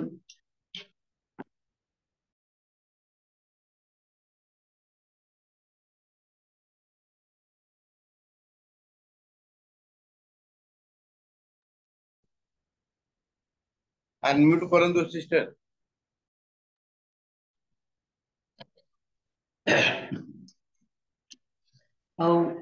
आमे जो शास्त्रांशटी पाठ करियछु ताहा हेउछि कि आमानकर अति सुपरिचित विषय अटे एवं प्रभु जीशु ख्रीष्टंकर द्वितीय आगमन समय रे मंडली मध्यरे कोन घटिबाकू जाउअछि ताहा माने देखिबा आमे देखिउछु जो अंशटी मु पाठ कली 10 जन कन्यांकर विषय रे मु ताहा पाठ करियछि एहा एक प्रभु जीशु ख्रीष्ट एक दृष्टांत माध्यम द्वारा मानकू जणाई अछंती एही पद पर्व रे हम माने देखुछु जे चारोटी विशिष्ट दल एठारी अछंती प्रथम रे हेला सुबुद्धि द्वितीय रे हेला निर्बुद्धि तृतीय रे हेला कोलाहलकारी दल एवं चतुर्थटी हेला दोकानी माने आमे देखिबा ପ୍ରଥମରେ ଆମମାନଙ୍କର ଦେଖିବାର ଅଛି କି ସୁବୁଦ୍ଧି ଏବଂ ନିର୍ବୁଦ୍ଧି ଉଭୟଙ୍କ ବିଷୟରେ ଆମେ ଦେଖିବାକୁ ଯାଉଅଛୁ। ଆଉ ଯେତେବେଳେ ବରଙ୍କର ଆସିବାର ବିଳମ୍ବ ହେବା ଦେଖି ଏମାନେ କଣ କରିଛନ୍ତି, ଢୁଳାଇ ଢୁଳାଇ ସେମାନେ ଶୋଇ ପଡ଼ିଅଛନ୍ତି। ଆଉ ଢୁଳାଇ ସେମାନେ ଶୋଇ ପଡ଼ିଅଛନ୍ତି ଏବଂ ବରଙ୍କ ସାକ୍ଷାତ କରିବାର ଯେଉଁ ଦାୟିତ୍ୱ ସେମାନଙ୍କୁ ଦିଆଯାଇଥିଲା, କଣ ବୋଲି ଦାୟିତ୍ୱ ଦିଆଯାଇଥିଲା, ତୁମେମାନେ ପ୍ରଦୀପ ଘେନି ବରଙ୍କର ସାମ୍ନାକୁ ଯାଇ ତୁମେମାନେ ସାକ୍ଷାତ କରିବ ବୋଲି ଦିଆଯାଇଥିଲା ଦାୟିତ୍ୱ। କିନ୍ତୁ ସୁବୁଦ୍ଧି ମାନେ ସେମାନେ କଣ କରିଥିଲେ କି ସେମାନେ ଏକ୍ସଟ୍ରା ତୈଳ ସେମାନେ ନେଇଥିଲେ ଏବଂ ନିର୍ବୁଦ୍ଧି ମାନେ ଏକ୍ସଟ୍ରା ତୈଳ ନେଇ ନଥିଲେ। ଆଉ ସୁବୁଦ୍ଧି ମାନେ ଏକ୍ସଟ୍ରା ତୈଳ ନେବାର ଅର୍ଥ ହେଉଛି କି ସେମାନେ ଫ୍ୟୁଚର ବିଷୟକୁ ସେମାନେ ଚିନ୍ତା କଲେ, ଭବିଷ୍ୟତ ବିଷୟକୁ ଚିନ୍ତା କଲେ ଏବଂ ସେମାନେ ତାଙ୍କର ପାତ୍ରରେ ସେମାନେ ତୈଳ ନେଇଥିଲେ, ଯାହାକି ସେମାନେ ଭାବିଲେ କି ଭବିଷ୍ୟତରେ ସେମାନଙ୍କର ଜୀବନରେ ଯଦି ବା ଝଡ଼ ଆସେ, ତୋଫାନ ଆସେ, ଯଦି ବା କଷ୍ଟ ଆସେ, ଯଦି ବା ଲିଭିଯିବାର ଯେଉଁ ଡର ଥାଏ, ସେମାନେ ତାହା ଭବିଷ୍ୟତକୁ ଚିନ୍ତା କରିକି ସେମାନେ ତୈଳ ସୁବୁଦ୍ଧି ମାନେ ସେମାନେ ତୈଳ ଧରିକି ଯାଇଥିଲେ। ଉଭୟଙ୍କ ପାତ୍ରରେ ତୈଳ ଥିଲା, କିନ୍ତୁ ଅତିରିକ୍ତ ତୈଳ ଯୋଉମାନେ କି ସୁବୁଦ୍ଧି ମାନେ ସେମାନେ ନେଇଥିଲେ, ଯାହାକି ଅଧିକା ସେମାନେ ନେଇଥିଲେ। ତାଙ୍କର ଚିନ୍ତା ଥିଲା କି କାଳେ ମୋର ଧାର୍ମିକତା ଜୀବନ ଲିଭିଯିବ କି ବୋଲି ସେମାନେ ଏକ୍ସଟ୍ରା ତୈଳ ସେମାନେ ଧରିଥିଲେ। କିନ୍ତୁ ନିର୍ବୁଦ୍ଧି ମାନେ କଣ କରିଥିଲେ, ସେମାନେ ଏକ୍ସଟ୍ରା ତୈଳ ଧରି ନଥିଲେ। ଆଉ ଯେତେବେଳେ ବରଙ୍କର ଆସିବାର ଆଗମନ ହେଉଅଛି, ବରଙ୍କର ଆସିବାର ବିଳମ୍ବ ହେଉଅଛି, ସେମାନେ କଣ କରୁଅଛନ୍ତି, ସେମାନେ ଢୁଳାଇ ଢୁଳାଇ ସେମାନେ ଶୋଇ ପଡୁଅଛନ୍ତି। ଆଉ ସେମାନେ ଶୋଇ ପଡିବାର ସମୟରେ ଯେତେବେଳେ ଦେଖୁଛନ୍ତି ସେମାନେ ଶୋଇ ପଡୁଅଛନ୍ତି, ଆଉ ଲେଖା ଯାଇନାହିଁ କି ଯୋଉ 5 ଜଣ ହେଉଅଛନ୍ତି ନିର୍ବୁଦ୍ଧି, 5 ଜଣ ହେଉଅଛନ୍ତି ସୁବୁଦ୍ଧି, ଏପରି 10 ଜଣ କନ୍ୟା ଅଛନ୍ତି ଏବଂ ସେମାନେ ପାତ୍ରରେ ତୈଳ ଧରି ଅଛନ୍ତି। ଆଉ ସେମାନଙ୍କର କଣ ହେଇଛି, ବରଙ୍କର ଆସିବାର ବିଳମ୍ବ ହେବା ସକାଶୁ ସେମାନେ ଢୁଳାଇ ଢୁଳାଇ ଶୋଇପଡି ଯାଇଅଛନ୍ତି। ଆଉ ସେମାନେ ଶୋଇ ପଡିଥିବା ସମୟ ମଧ୍ୟରେ ଗୋଟେ ପ୍ରକାର କୋଳାହଳ ହେଲା। କି ପ୍ରକାର କି ଗୋଟେ ମାନେ କି କ୍ରନ୍ଦନ ଭଳି ଏକ ସ୍ୱର ଶୁଣାଗଲା। ଆଉ ସୁବୁଦ୍ଧି ମାନେ ଚେଇଁଥିଲେ ବୋଲି ବାକ୍ୟରେ ଲେଖା ଯାଇନାହିଁ, ସେମାନେ ମଧ୍ୟ ଶୋଇ ପଡିଥିଲେ। ଯେପରି ନିର୍ବୁଦ୍ଧି ମାନେ ଶୋଇଲେ, ସେପରି ସୁବୁଦ୍ଧି ମାନେ ମଧ୍ୟ ସେମାନେ ଶୋଇ ପଡିଥିଲେ। ଉଭୟ ଜଣ ଶୋଇ ପଡିଥିଲେ। ଆଉ ସେ ସମୟରେ ଯେତେବେଳେ ବରଙ୍କର ଆସିବାର ଯୋଉ କୋଳାହଳ ହେଲା, ଏଇ କୋଳାହଳ ବୋଲି କହିଲେ ସେ କି ପ୍ରକାର କୋଳାହଳ ହେଲା, ଏକ କ୍ରନ୍ଦନ ଭଳି ଶବ୍ଦ ଶୁଣାଗଲା। ଆଉ ଯାହାକି କୋଳାହଳକାରୀ ବୋଲି କହିବାକୁ ଗଲେ, କୋଳାହଳକାରୀ ଦଳ ହେଉଅଛନ୍ତି କି ପ୍ରଭୁଙ୍କର ଦାସ ମାନେ ଅଛନ୍ତି। ଆଉ ପ୍ରଭୁଙ୍କର ଦାସ ମାନେ କଣ କରୁଅଛନ୍ତି କି, ଆଜି ମଣ୍ଡଳୀ ମାନଙ୍କରେ ହଉ ବା ଯେଉଁ ମାନଙ୍କରେ ହଉ, ସେମାନେ ପ୍ରଭୁଙ୍କର ଦାସ ମାନେ ଏକ ଉଦ୍ୟୋଗୀର ବାକ୍ୟ ଯାହା ପରିବେଷଣ କରୁଅଛନ୍ତି ଏବଂ ବିଶ୍ୱାସୀ ମାନଙ୍କୁ ସେମାନେ ଚେତାଇ ଦେଉଅଛନ୍ତି। ଏକ କ୍ରନ୍ଦନର ସ୍ୱର ଶବ୍ଦ ଯେତେବେଳେ ଶୁଣା ଯାଉଅଛି, ପ୍ରଭୁଙ୍କର ଦାସ ମାନେ ଯୋଉ ଦାୟିତ୍ୱ ନେଉଅଛନ୍ତି, ପ୍ରଭୁ ଯେଉଁମାନଙ୍କୁ ଅଭିଷିକ୍ତ କରିଅଛନ୍ତି, ଯେଉଁମାନେ କି ସତ୍ୟ ବାକ୍ୟକୁ ପ୍ରଚାର କରୁଅଛନ୍ତି, ଆଉ ସେପରି ଦାସ ମାନେଙ୍କର ଶବ୍ଦକୁ ଏକ କ୍ରନ୍ଦନର ଶବ୍ଦ ବୋଲି ଆମେ ବ୍ୟବହାର କରୁଅଛୁ। ଆଉ ସେହି ଦାସ ମାନେ କଣ କରୁଅଛନ୍ତି କି, ମଣ୍ଡଳୀ ମାନଙ୍କୁ ସଚେତନ କରାଉଅଛନ୍ତି, ଆଉ ସେମାନଙ୍କୁ ଜାଗୃତ କରାଉଅଛନ୍ତି। ଆଉ ସେମାନଙ୍କୁ ଧନ୍ୟବାଦ ହେଉ କୋଳାହଳକାରୀ ଦଳ ମାନଙ୍କୁ। ପ୍ରଭୁ ଆଶୀର୍ବାଦ କରନ୍ତୁ, ଅନୁଗ୍ରହ କରନ୍ତୁ। ଆଉ ପ୍ରଭୁଙ୍କର ଦାସ ମାନେ ଯେତେବେଳେ ବାକ୍ୟ ପ୍ରଚାର କରୁଅଛନ୍ତି, ଆଉ ସୁବୁଦ୍ଧି ମାନେ ଶୁଣୁଅଛନ୍ତି ଏବଂ ନିର୍ବୁଦ୍ଧି ମାନେ ମଧ୍ୟ ପ୍ରଭୁଙ୍କର ବାକ୍ୟକୁ ଶୁଣୁଅଛନ୍ତି। ଆଉ ଯେତେବେଳେ ସୁବୁଦ୍ଧି ମାନେ ବାକ୍ୟ ଶୁଣୁ ଅଛନ୍ତି ଏବଂ ସେମାନେ ଚମକି ପଡି ଅଛନ୍ତି କି ନାଇଁ ପ୍ରଭୁ, ହଁ ପ୍ରଭୁ ଏ ପ୍ରକାର ବାକ୍ୟ ଅଛି କି ତୁମର ଆଗମନ ସମୟର ବାକ୍ୟ। ଆଉ ସେମାନେ ଯଦି ତ ସେମାନେ ବେଳେ ବେଳେ ଜଗତ ଭିତରେ ରହି ଜାଗତିକ ବିଷୟ ପ୍ରତି ସେମାନେ ଯଦି ବା ସେମାନେ ଆସକ୍ତ ହୁଅନ୍ତି, କିନ୍ତୁ ତଥାପି ମଧ୍ୟ ସେମାନେ କଣ କରନ୍ତି, ଯେତେବେଳେ ବାକ୍ୟକୁ ଶୁଣନ୍ତି ଆଉ ସେମାନେ କୁହନ୍ତି କି ଏ ପ୍ରକାର ବାକ୍ୟ ଅଛି କି ପ୍ରଭୁ ତୁମେ ମତେ କ୍ଷମା କର, ତୁମେ ମତେ ଦୟା କର ବୋଲି ପୁନର୍ବାର ସେମାନେ କଣ କରନ୍ତି କି ଆପଣାକୁ ଜଳାନ୍ତି ଏବଂ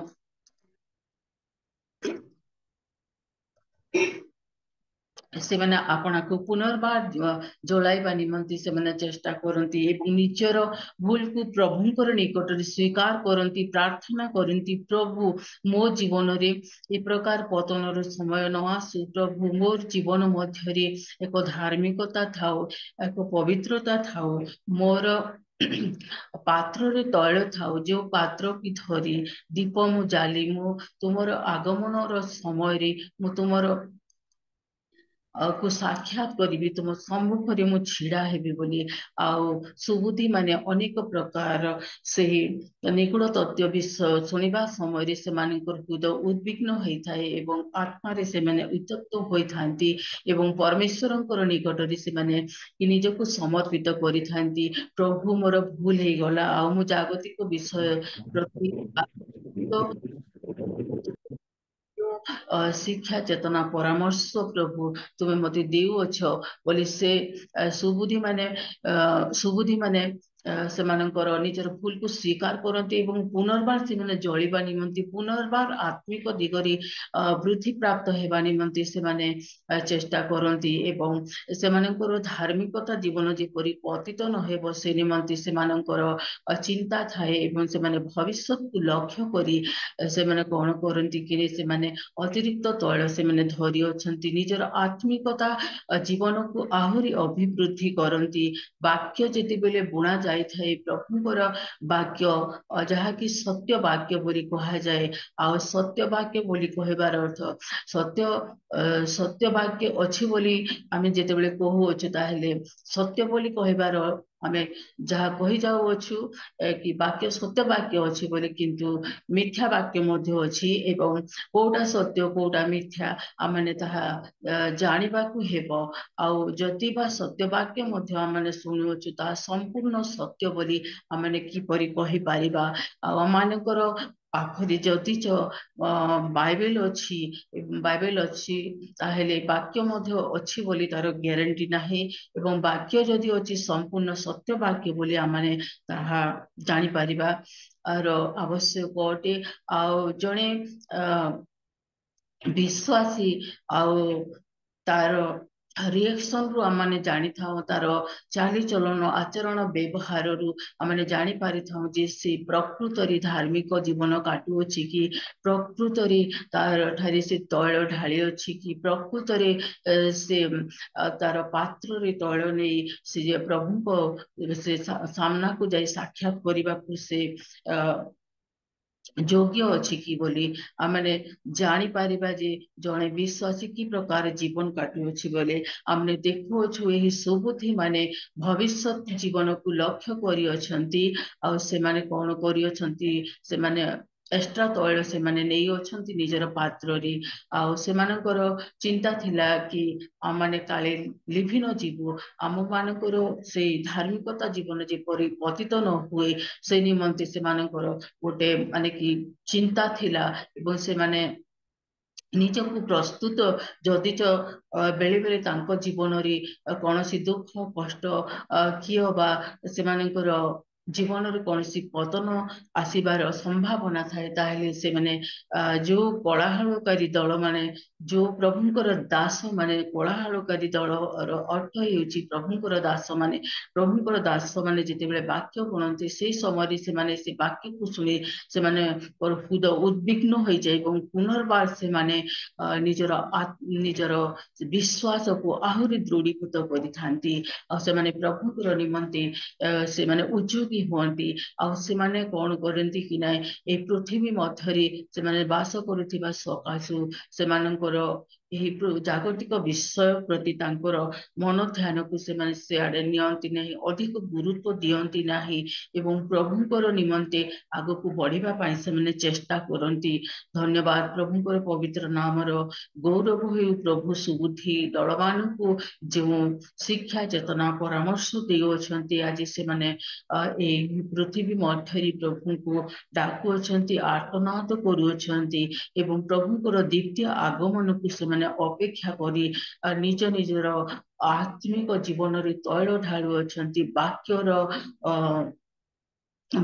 को से माने हृदय रखी एवं वाक्य अनुसार जीवन काटुअछंती से माने तांकर फ्यूचर पाई से माने अनेक चिंता करुअछंती किंतु सुबुद्धि मानकर विषय माने देखिला से माने कि प्रकार निजକୁ प्रस्तुत करुअछंती कि प्रकार निजକୁ पुनर्बार जलाउअछंती कि प्रकार उद्योगी हेउअछंती किंतु निर्बुद्धि मानकर अवस्था कौन बोली कहबाकू गले निर्बुद्धि मानकर अवस्था कौन से माने भावन्ति कि जगत मध्य माने जीवन यापन करुछु जहा किछि जागतिक विषय प्रति निर्बुद्धि माने आकर्षित हुअन्ति एवं से माने आमे देखिबा आमे प्रत्येक लोकंक भितरे मध्य जो प्रकार भूल रहुअछि आमे सब बेले जो माध्यम द्वारा हो कि अन्य पास्टर पालक माने को माने कहि थाओ कि मो पाई प्रभु गोटे चाकरी दियंतु मो पाई प्रभु गोटे घर दियंतु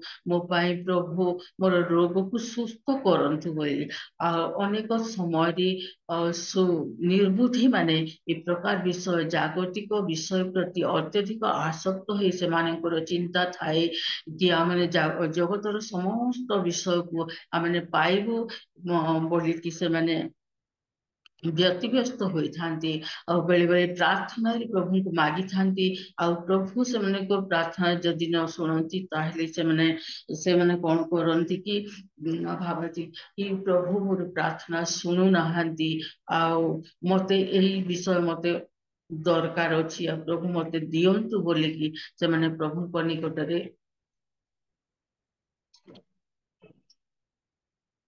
जनाई थांती निर्बुद्धि मानकर कौन सी भविष्य से मानकर चिंता नथिला एवं निर्बुद्धि माने भविष्य विषय को आगरे रखी से मानकर जीवन काटु नथिले निर्बुद्धि मानकर जो जागतिक विषय समस्त विषय मागिबार कहिबार प्रार्थना रे अनुरोध करिबार समस्त विषय गुड़ा आम देखुछु आमे माने मध्य बेले बेले प्रार्थना करिबा प्रभुंकर दास मान को भूल कथा नुहे जे घर द्वार हेबा चाकरी मिलवा पाठ आम पिला माने पाठ पढ़े आम पिला माने जॉब करिवे एहा प्रभुंक निकट रे आम प्रार्थना करे थाउ किंतु यह भूल नुहे प्रभुंकर दास मान को प्रार्थना करैबार विषय भूल नुहे कि घर द्वार चाकरी बाकरी करी रहिबा यह मध्य भूल नुहे किंतु मोर कहबार अर्थ यह कि आमने से ही विषय प्रति बेसी फोकस देवा नहीं जगत प्रति अत्यधिक आकृष्ट न होई आमे माने कि प्रकार प्रभु को माने कि पाइबा प्रभुंकर द्वितीय आगमन रे माने जेपरि जाई परिबा आमे सेथि पाई माने चिंता करिबा यह निर्बुद्धि मानकर जो व्यस्त बहुलता जीवन को आम देखुअछु से माने भावती कि प्रभु 2000 वर्ष पूर्व कहते 2024 वर्ष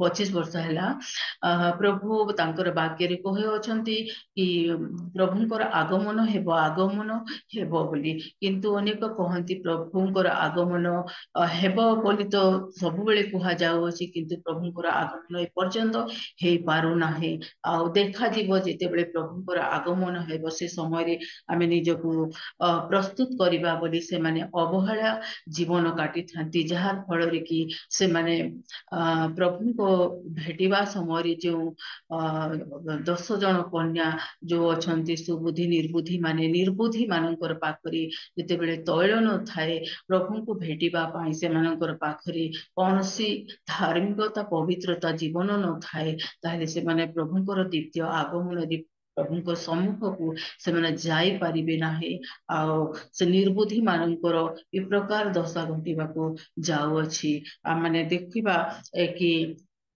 जो प्रभुଙ୍କର दास माने कोलाहल करिकी मंडली को उत्तेजित करूछंती आ से मानकर उत्तेजित करिवार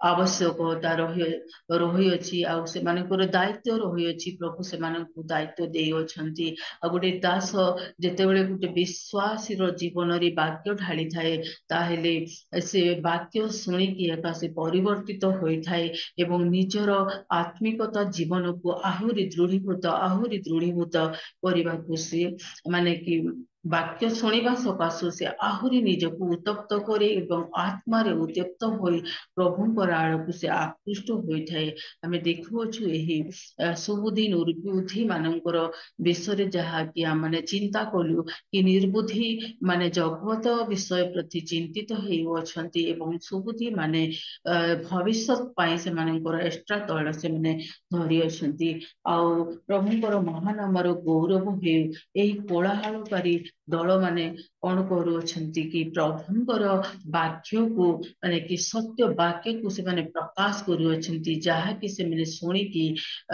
परिवर्तित हेबे जदि जो माने ए वाक्य को सुनती एवं प्रभुंकर वाक्यर से निगूढ़ तत्व को बुझंती से माने जगत प्रति जमा आसक्त हेबे नाही से माने सबु बेले कि प्रभुंकर पाए आपना को माने कि नत करिवे आ आमे देखुछु दुईटी दल मध्यरी प्रभु क्यों दल को ग्रहण करबा निमंते जाउ अछंती आ प्रभुंकर महान अमर गौरव हेउ जे जो क्यों दल ए पृथ्वी रे से प्रस्तुत हेउछि क्यों मंडली प्रस्तुत होछि प्रभुंकर आगमन रे जीवा निमंते आ माने से विषय आज चिंता करूछु एही पृथ्वी रो पृथ्वी एक गर्भ अटे एवं एही गर्भ रे क्यों मंडली व्यथित हेउछि क्यों मंडली चिंता करूछि आ माने गोटे साधारण जागतिक विषय एग्जांपल देबी गोटे माता जेते बेले गर्भ धारण करिथाए गोटे शिशुर जन्म हेबार समय जेते बेले हेइथाए आ शिशु जेते बेले बाहर को तार संपूर्ण समय जेते बेले हेइथाए आ जेते बेले आमे गर्भवती महिला को डॉक्टर पाख को लेकी जाई थाओ एवं डॉक्टर से देखि थाए आ कहि थाए 9 मास री संतान माने कि भूमिष्ठ हेब आउ डॉक्टर अनुमानिक भाव कही थांती आग पछ 9 मास गोटे डेट दे थांती से डेट रो आग हो बा पछ हो किंतु प्रसव समय रे स्त्री लोक अनेक कष्ट पाई थाए एवं से मातार गर्भरु गोटे शिशु बाहर को बाहरिबा पाई छटपट हेइ थाए एवं जेते बेले एक माता से कौन करिकिने गोटे संतान को जन्म देवा निमंते से अनेक व्यथित होता है अनेक कष्ट पाई थाए ठीक सही प्रकार आज पृथ्वीर गर्भरे जो मंडली रही अछि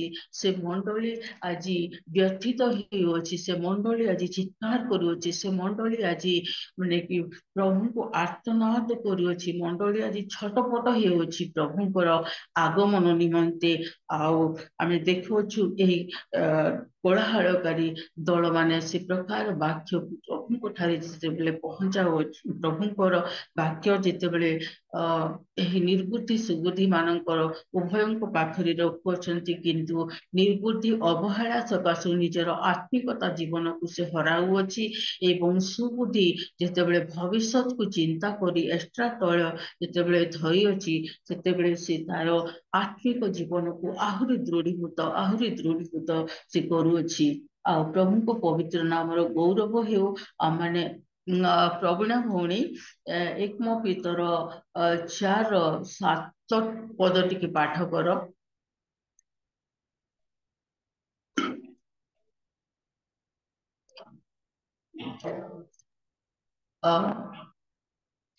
ମତେ ମାତ୍ର ଶୁଣି ପାରୁଛୁ? ହଁ। ମାତ୍ର ସମସ୍ତ ବିଷୟର ଅନ୍ତିମ କାଳ ସନ୍ନିକଟ। ଅତଏବ ସୁବୁଦ୍ଧି ହୁଅ, ପୁଣି ପ୍ରାର୍ଥନା କରିବା ପାଇଁ ସଚେତନ ଥାଅ। ଧନ୍ୟବାଦ ଭଉଣୀ। ଆମେ ଦେଖୁଅଛୁ ଏହି ଏକମ ପିତରର 4:7 ଦେଖୁଅଛୁ, ସମସ୍ତ ବିଷୟର ଅନ୍ତିମ କାଳର ସନ୍ନିକଟ ହେବ। ସମସ୍ତ ବିଷୟର ଅନ୍ତିମ କାଳର ସନ୍ନିକଟ, ଆମେ ଯାହା କିଛି ବି ବିଷୟ ରହିଅଛି ସମସ୍ତ ବିଷୟର ଶେଷ ହେବାକୁ ଯାଉଅଛି। ଆମେ ଜାଗୃତ ହୋଇ ଆମେ ପ୍ରାର୍ଥନା କରିକି ରହିବା, ଆଉ ପ୍ରଭୁଙ୍କର ଆଗମନକୁ ଅପେକ୍ଷା କରିବା। ଦ୍ୱିତୀୟ ତିମୋଥୀ 1:7 ଟିକେ ପାଠ କର।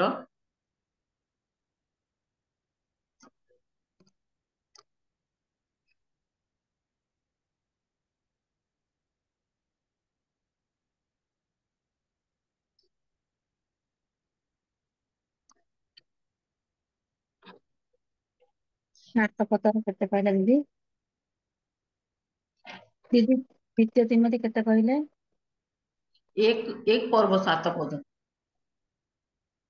ଆଜ୍ଞା। କାରଣ ଈଶ୍ୱର ଆମ୍ଭମାନଙ୍କୁ ଭୀରୁତାର ଆତ୍ମା ଦେଇ ନାହାନ୍ତି, ମାତ୍ର ଶକ୍ତି, ପ୍ରେମ ଓ ସୁବୁଦ୍ଧିର ଆତ୍ମା ଦେଇଅଛନ୍ତି। ଆମେନ୍। ଧନ୍ୟବାଦ ଭଉଣୀ।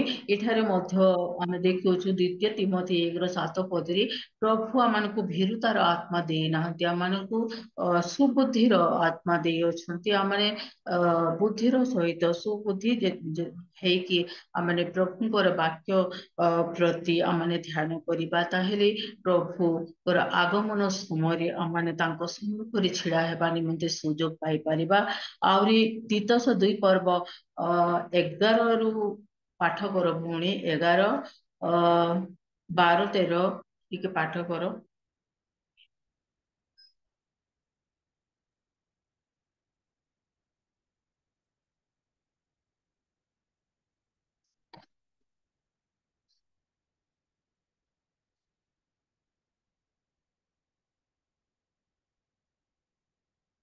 ପ୍ରବୀଣା ଭଉଣୀ, ତିତସ 2 11, 12, 13 ଟିକେ ପାଠ କର।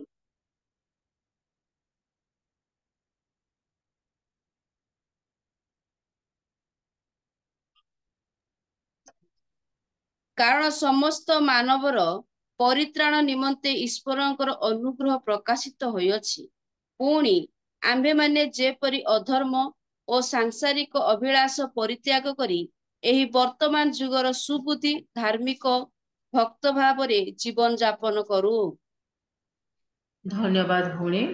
ବାକ୍ୟ ପୃଷ୍ଠ ରୂପେ କହେ ଏଠାରେ ତିତସ 2:11ରୁ ଆମେ ମାନେ ପ୍ରଭୁ ଆମମାନଙ୍କୁ ଅନୁଗ୍ରହ କରିଅଛନ୍ତି, ଏବଂ ସେ ଅନୁଗ୍ରହ ଦ୍ୱାରା ହିଁ ଆମେ ଏହି ସାଂସାରିକ ବିଷୟ ପ୍ରତି ଆସକ୍ତ ନ ହୋଇକି ଆମେ ସୁବୁଦ୍ଧି ହୋଇ ପ୍ରଭୁଙ୍କର ସେହି ଆଗମନ ନିମନ୍ତେ ଆମେ ପ୍ରସ୍ତୁତି ହେବାର ମାନଙ୍କର ଆବଶ୍ୟକ ଅଟେ। ତାହା ପ୍ରଭୁ ଆମମାନଙ୍କୁ ଜଣାଇ ଅଛନ୍ତି ତାଙ୍କର ବାକ୍ୟ ମାଧ୍ୟମ ଦ୍ୱାରା, ଏବଂ ପ୍ରଭୁଙ୍କର ମହାନାମର ଗୌରବ ହେଉ। ପ୍ରଭୁ ଆମ ସମସ୍ତଙ୍କୁ ଆଶୀର୍ବାଦ କରନ୍ତୁ, ଏବଂ ପରମେଶ୍ୱରଙ୍କର ଅନୁଗ୍ରହକୁ ଆମେ ବ୍ୟର୍ଥରେ ବ୍ୟବହାର କରିବା ନାହିଁ, ଆମେ ଅବହେଳା କରିବା ନାହିଁ। ପ୍ରଭୁଙ୍କର ଯୋଉ ଅନୁଗ୍ରହ ଆମମାନଙ୍କୁ ଦିଆଯାଇଅଛି ତାହା ସୁବୁଦ୍ଧିର ସହିତ ଆମେ ତାହା ବ୍ୟବହାର କରିବା, ତାହେଲେ ଆମମାନଙ୍କର ଠାରେ ପ୍ରଭୁ ମଧ୍ୟ ଆନନ୍ଦିତ ହେବେ, ଏବଂ ଜଗତ ପ୍ରତି ଆସକ୍ତ ନ ହୋଇ ଆମେ ଯୋଉ ଅଦୃଶ୍ୟ ରାଜ୍ୟ ଆମମାନଙ୍କ ନିମନ୍ତେ ପ୍ରଭୁ ରଖିଅଛନ୍ତି ସେ ନିମନ୍ତେ ଆମେ ପ୍ରସ୍ତୁତିର ଜୀବନ କାଟିବା। ଆଉ ଧନ୍ୟବାଦ ଦେବା ଆମେ ସେଇ କୋଳାହଳକାରୀ ଦଳ ମାନେ, ଯେପରି କୋଳାହଳର ଶବ୍ଦ ଶୁଣାଗଲା ଏବଂ ସୁବୁଦ୍ଧି ନିର୍ବୁଦ୍ଧି ଉଭୟ ଶୋଇ ପଡିଥିଲେ, ଏବଂ ସେମାନେ ଯେତେବେଳେ ଉଠି ଅଛନ୍ତି, ଆଉ ନିର୍ବୁଦ୍ଧି ମାନେ ପାଖରେ ତୈଳ ନଥିବା ସକାଶୁ ସେମାନେ କଣ କରୁଅଛନ୍ତି? ମୁଁ ଟିକେ ପାଠ କରୁଛି। ନିର୍ବୁଦ୍ଧି ମାନେ ପ୍ରଦୀପ ନେବା ସମୟରେ ନିଜ ସହିତ ସେମାନେ ତୈଳ ନେଇଥିଲେ, କିନ୍ତୁ ସୁବୁଦ୍ଧି ମାନେ ତୈଳ ନେଇଥିଲେ, କିନ୍ତୁ ନିର୍ବୁଦ୍ଧି ମାନେ ତୈଳ ନେଇ ନଥିଲେ। କିନ୍ତୁ ଅର୍ଦ୍ଧରାତ୍ରରେ ଏହି ଦେଖ ବର ତାହାଙ୍କ ସାଙ୍ଗରେ ସାକ୍ଷାତ ସାକ୍ଷାତ କରିବାକୁ ବାହାର ଏପରି କୋଳାହଳ ହେଲା।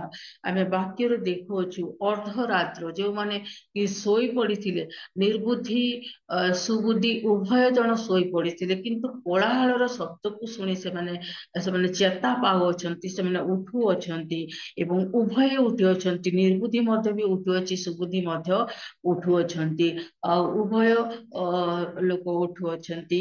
ଆଉ ସେମାନେ ପଚାରୁଛନ୍ତି କି ସେମାନେ ନିର୍ବୁଦ୍ଧି ମାନେ କହୁଅଛନ୍ତି ସୁବୁଦ୍ଧି ମାନଙ୍କୁ ତୁମ ତୈଳରୁ ଆମମାନଙ୍କୁ ଟିକେ ତୈଳ ଦିଅ ବୋଲି, କିନ୍ତୁ ସୁବୁଦ୍ଧି ମାନେ ପୃଷ୍ଠ ରୂପେ ମନା କରି ଦଉଅଛନ୍ତି କି ତୁମ ଆମ ପାଇଁ ଅଣ୍ଟିବ ନାହିଁ, ବରଂ ତମେ ଦୋକାନୀ ମାନଙ୍କର ପାଖକୁ ଯାଇ ତମେ କିଣି ଆଣ ବୋଲି ସେମାନଙ୍କୁ କହୁଅଛନ୍ତି। ଆଉ ଆମମାନେ ଦେଖୁଅଛୁ ପ୍ରେରିତ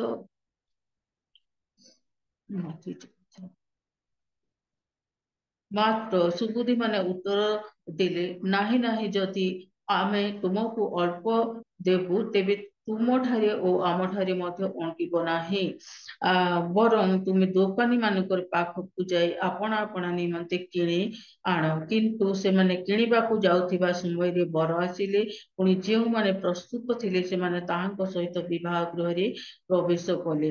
ଏଠାରେ ସୁବୁଦ୍ଧି ମାନେ କହୁଛି, ବରଂ ତୁମେ ମାନେ ଦୋକାନୀ ମାନଙ୍କର ପାଖକୁ ଯାଇ ଆପଣା ଆପଣା ନିମନ୍ତେ କିଣି ଆଣ। ଆଉ ଏ ଦୋକାନୀ ମାନେ କିଏ ବୋଲି କହିଲେ, ଏହା ହଉଛି ପ୍ରଭୁଙ୍କର ଦାସ ମାନଙ୍କୁ ବୁଝାଯାଏ, ଯେଉଁମାନେ କି ପ୍ରଭୁଙ୍କର ବାକ୍ୟକୁ ଏଇ ପ୍ରକାର ବ୍ୟବହାର କରୁଅଛନ୍ତି କି ଯାହା କିଛି ବାକ୍ୟରେ ଲେଖା ଯାଇଅଛି, ପ୍ରଭୁ ଏକ ବିଚାର କର୍ତ୍ତା, ପ୍ରଭୁ ଏକ ଦଣ୍ଡଦାତା, ପ୍ରଭୁ ଏକ ସେ ଆମମାନଙ୍କ ପାଇଁ ବିଚାର କରିବେ ବୋଲି ସେହି ପଦ ପର୍ବ ଗୁଡାକ ସେମାନେ ନ କହି ଖାଲି ସବୁବେଳେ ଆଶୀର୍ବାଦର ପଦ ପର୍ବକୁ ବ୍ୟବହାର କରିଥାନ୍ତି, ଆଉ କହିଥାନ୍ତି ପ୍ରଭୁ ତୁମକୁ ପ୍ରଚୁର ପରିମାଣରେ ଅନୁଗ୍ରହ କରିଅଛନ୍ତି, ପ୍ରଭୁ ତୁମକୁ ଚାକିରି ଦେଇଅଛନ୍ତି, ପ୍ରଭୁ ତୁମକୁ ବହୁତ ଘର ଦେଇଅଛନ୍ତି।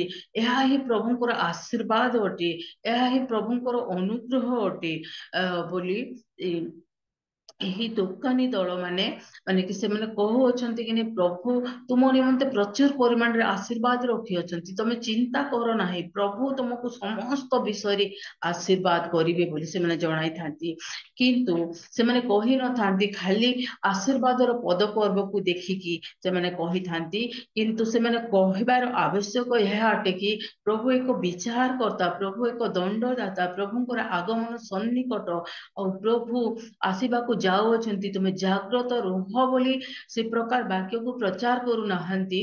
ଆଉ ମୁଁ ସମସ୍ତଙ୍କୁ କହୁନାହିଁ, ଆଉ ଯେଉଁମାନେ ସେ ପ୍ରକାର ପ୍ରଚାର କରୁଅଛନ୍ତି, ଯେଉଁମାନେ ସେହି ପ୍ରକାର ବାକ୍ୟକୁ ବ୍ୟବହାର କରୁଅଛନ୍ତି, ସେମାନଙ୍କ ପ୍ରତି ମତେ ଭୁଲ ବୁଝିବେ ନାହିଁ, ଯାହାକି ବାକ୍ୟ କୁ କହିବା ନିମନ୍ତେ ଏହି ଏକ୍ସାମ୍ପଲ ର ଅତ୍ୟନ୍ତ ଆବଶ୍ୟକ ଥିବା ସକାଶୁ ମୁଁ ତାହା ବ୍ୟବହାର କରୁଅଛି। ଆମମାନେ ମଧ୍ୟ ସବୁବେଳେ କି ସେହି ପ୍ରାର୍ଥନା ବିଷୟ ଗୁଡାକ, ଆଶୀର୍ବାଦର ବିଷୟ ଗୁଡାକ ଆମେ ବାଇବେଲରେ ବାହାର କରିକି ସବୁବେଳେ ଖାଲି ଆଶୀର୍ବାଦ ବିଷୟରେ ଆମେ ପାଠ କରିଥାଉ, ଯାହାକି ଆମେ ଅବ୍ରାହମ ଠାରୁ ନେଇକି ଯୋସେଫ ପର୍ଯ୍ୟନ୍ତ ଆମେ କହିଥାଉ କି ପ୍ରଭୁ ଏପରି ହେଲା ଯେ ସେପରି କଲେ, ଆଉ ସେପରି ତାକୁ ବ୍ୟବହାର କଲେ ବୋଲି ଖାଲି ଆଶୀର୍ବାଦକୁ ଆମେ ଏଡ୍ କରି ଦେଇଥାଉ। କିନ୍ତୁ ଆମେ ଯେତେବେଳେ ବାକ୍ୟ ସେମାନେ କହିବାର ଆବଶ୍ୟକ କି ପ୍ରଭୁ ତାଙ୍କର ଆଗମନ ସମୟରେ ତୁମର ପ୍ରଦୀପରେ ତୈଳ ଅତିରିକ୍ତ ଏକ୍ସଟ୍ରା ତୈଳ ରହିବାର ଆବଶ୍ୟକ, ତୁମେ କି ଆତ୍ମିକ ଦିଗରେ ଅଭିବୃଦ୍ଧି ହେବାର ଆବଶ୍ୟକ। ଆଉ ପ୍ରଭୁ ଯେତେବେଳେ ଆସିବେ ସେ ଏକ ବିଚାରକର୍ତ୍ତା ଅଟନ୍ତି, ସେ ଏକ ଦଣ୍ଡଦାତା ଅଟନ୍ତି, ସେ ଗ୍ରାସକାରୀ ଅଗ୍ନି ସଦୃଶ୍ୟ ପରମେଶ୍ୱର ଅଟନ୍ତି।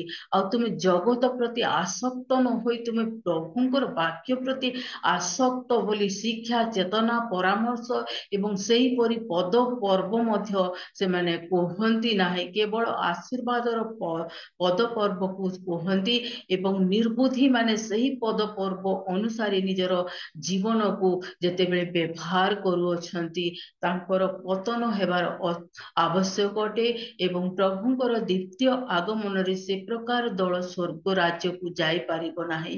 କିନ୍ତୁ ନିର୍ବୁଦ୍ଧି ମାନଙ୍କର ସେହି ଚିନ୍ତା ଥିବା ସକାଶୁ ସେମାନେ ନିଜର ବିଶ୍ୱାସକୁ ମଧ୍ୟ ହରାନ୍ତି। ଆଉ ଆମମାନେ ସେ ତୈଳ ଯୋଉ ମାଗୁଅଛନ୍ତି ଆମମାନଙ୍କୁ ତୁମଠାରୁ ଆମକୁ ଟିକେ ତୈଳ ଦିଅ ବୋଲି, କିନ୍ତୁ ପ୍ରଭୁଙ୍କର ଯେଉଁ ଦାସ ମାନେ ଯଦି ଆମେମାନେ ମଧ୍ୟ ପ୍ରଭୁଙ୍କର ବାକ୍ୟକୁ ଯେତେବେଳେ ଆମେ ପ୍ରଚାର କରିବା, ଆମମାନଙ୍କର ବିଶ୍ୱାସକୁ ପତନ କରିବା ନାହିଁ, ଆମେ ସେମାନଙ୍କୁ ଶିକ୍ଷା ଦେବା ନିମନ୍ତେ ନିଜର ଆତ୍ମିକତା ଜୀବନକୁ ଆମେ ହରାଇବା ନାହିଁ, ଯାହାକି ତୁମଠାରୁ ଆମକୁ ଟିକେ ତୈଳ ଦିଅ ବୋଲି ସେମାନେ ଯେତେବେଳେ ମାଗୁଅଛନ୍ତି, ଆଉ ପ୍ରଭୁଙ୍କର ଯେଉଁ ଦାସ ମାନେ ବାକ୍ୟ ମାନେ ପ୍ରଚାର କରୁଅଛନ୍ତି ସେ ବାକ୍ୟ ପ୍ରତି ସେମାନଙ୍କର ଧ୍ୟାନ ନଥିବା ସକାଶୁ ଯେତେବେଳେ ବରଙ୍କର ଆଗମନ ହେଇଯାଉଅଛି, କୋଳାହଳର ଶବ୍ଦ, ଏକ କ୍ରନ୍ଦନର ଶବ୍ଦ ଶୁଭୁଅଛି, ଆଉ ସେ ଦୁଇଟି ଦଳ ନିର୍ବୁଦ୍ଧି ସୁବୁଦ୍ଧି ସେ କୋଳାହଳ ଶବ୍ଦକୁ ଶୁଣି ସେମାନେ ଚମକି ପଡିକି ଯେତେବେଳେ ଉଠି ଅଛନ୍ତି, ନିର୍ବୁଦ୍ଧି ମାନଙ୍କର ପାଖରେ କୌଣସି ପ୍ରକାର ତୈଳ ଅତିରିକ୍ତ ତୈଳ ନଥିଲା, ଆଉ ସୁବୁଦ୍ଧି ମାନଙ୍କର ପାଖରେ ଯାହାକି ଅତିରିକ୍ତ ତୈଳ ଥିବା ସକାଶୁ ସେମାନେ ପ୍ରଦୀପ ଜାଲିଲେ ଏବଂ ସେମାନେ ପ୍ରଭୁଙ୍କୁ ଯାଇ ସାକ୍ଷାତ କଲେ ଏବଂ ସାମ୍ନାରେ ଯାଇ ପ୍ରଭୁଙ୍କୁ ସାକ୍ଷାତ କଲେ, ପ୍ରଭୁଙ୍କ ପାଖରେ ଛିଡା ହେଲେ। ଆଉ ସେମାନେ ଯେତେବେଳେ ପ୍ରଭୁଙ୍କ ଠାରେ ସାକ୍ଷାତ ହେଇଅଛନ୍ତି, ଆଉ ସେ ବିବାହ ଗୃହରେ ସେମାନେ ପ୍ରବେଶ କରିଅଛନ୍ତି, ଆଉ ବିବାହ ଗୃହରେ ପ୍ରବେଶ କରି ସେତେବେଳକୁ କବାଟ ବନ୍ଦ କରି ଦିଆଗଲା, ଆଉ ସେ ସମୟ ମଧ୍ୟରେ ସେମାନେ କହୁଛନ୍ତି, ହେ ପ୍ରଭୁ ତୁମେ ଆମମାନଙ୍କ ନିମନ୍ତେ ଦ୍ୱାର ଫିଟାଅ ବୋଲି, ଆଉ ପ୍ରଭୁ ପୃଷ୍ଠ ରୂପେ ଉତ୍ତର ଦେଉଅଛନ୍ତି କି ମୁଁ ତୁମମାନଙ୍କୁ ଜାଣେ ନାହିଁ ବୋଲି। ଆଉ ସେ ପ୍ରକାର ଯେଉଁ ଦାସ ମାନେ ଆଶୀର୍ବାଦର ପଦ ପର୍ବକୁ ଧରି, ହିଲିଂର ପଦ ପର୍ବକୁ ଧରି, ଆଚ୍ଛା ଆମ ଶରୀର ମଧ୍ୟରେ ଯଦି ରୋଗ ଅଛି, ରୋଗ ସୁସ୍ଥ ନହେଲେ କଣ ହେଲା, ଆମେ ଆମର ପ୍ରାଣ ଏବଂ ଆତ୍ମା ତ ସୁରକ୍ଷିତ ହେବ, ଆଉ ସ୍ୱର୍ଗ ରାଜ୍ୟରେ ଆମ ଶରୀର ଯିବ ନାହିଁ ଏବଂ ଶରୀରର ସୁସ୍ଥତାକୁ ନେଇ ପ୍ରଭୁ ପଚାରିବେ ନାହିଁ। ଆମେ କେତେ ଆତ୍ମା ଲାଭ କରିଅଛୁ, ଆମେ କେତେ ଫଳ ଫଳିଅଛୁ, ଆମମାନଙ୍କର ଜୀବନରେ କି ପ୍ରକାର ଧାର୍ମିକତା ଜୀବନ ଅଛି, ଆମେ ପ୍ରଭୁଙ୍କ ପାଇଁ କିପରି ଆତୁର ହୋଇଅଛୁ, ଆମେ କିପରି ସଜାଗ ହେଉଅଛୁ, ଆମେ ସ୍ୱର୍ଗ ରାଜ୍ୟକୁ ଯିବାର ଆମମାନଙ୍କର ଯେଉଁ ଯୋଗ୍ୟତା ଅଛି ସେ ଯୋଗ୍ୟତା ଆମମାନଙ୍କର ପାଖରେ ଅଛି କି? ଆମେ ଆଉ ଗୋଟେ ପଦ ପର୍ବ ପାଠ କରିବା, ଆଉ ପ୍ରେରିତ 8:9 ଟିକେ ପାଠ କର ଭଉଣୀ।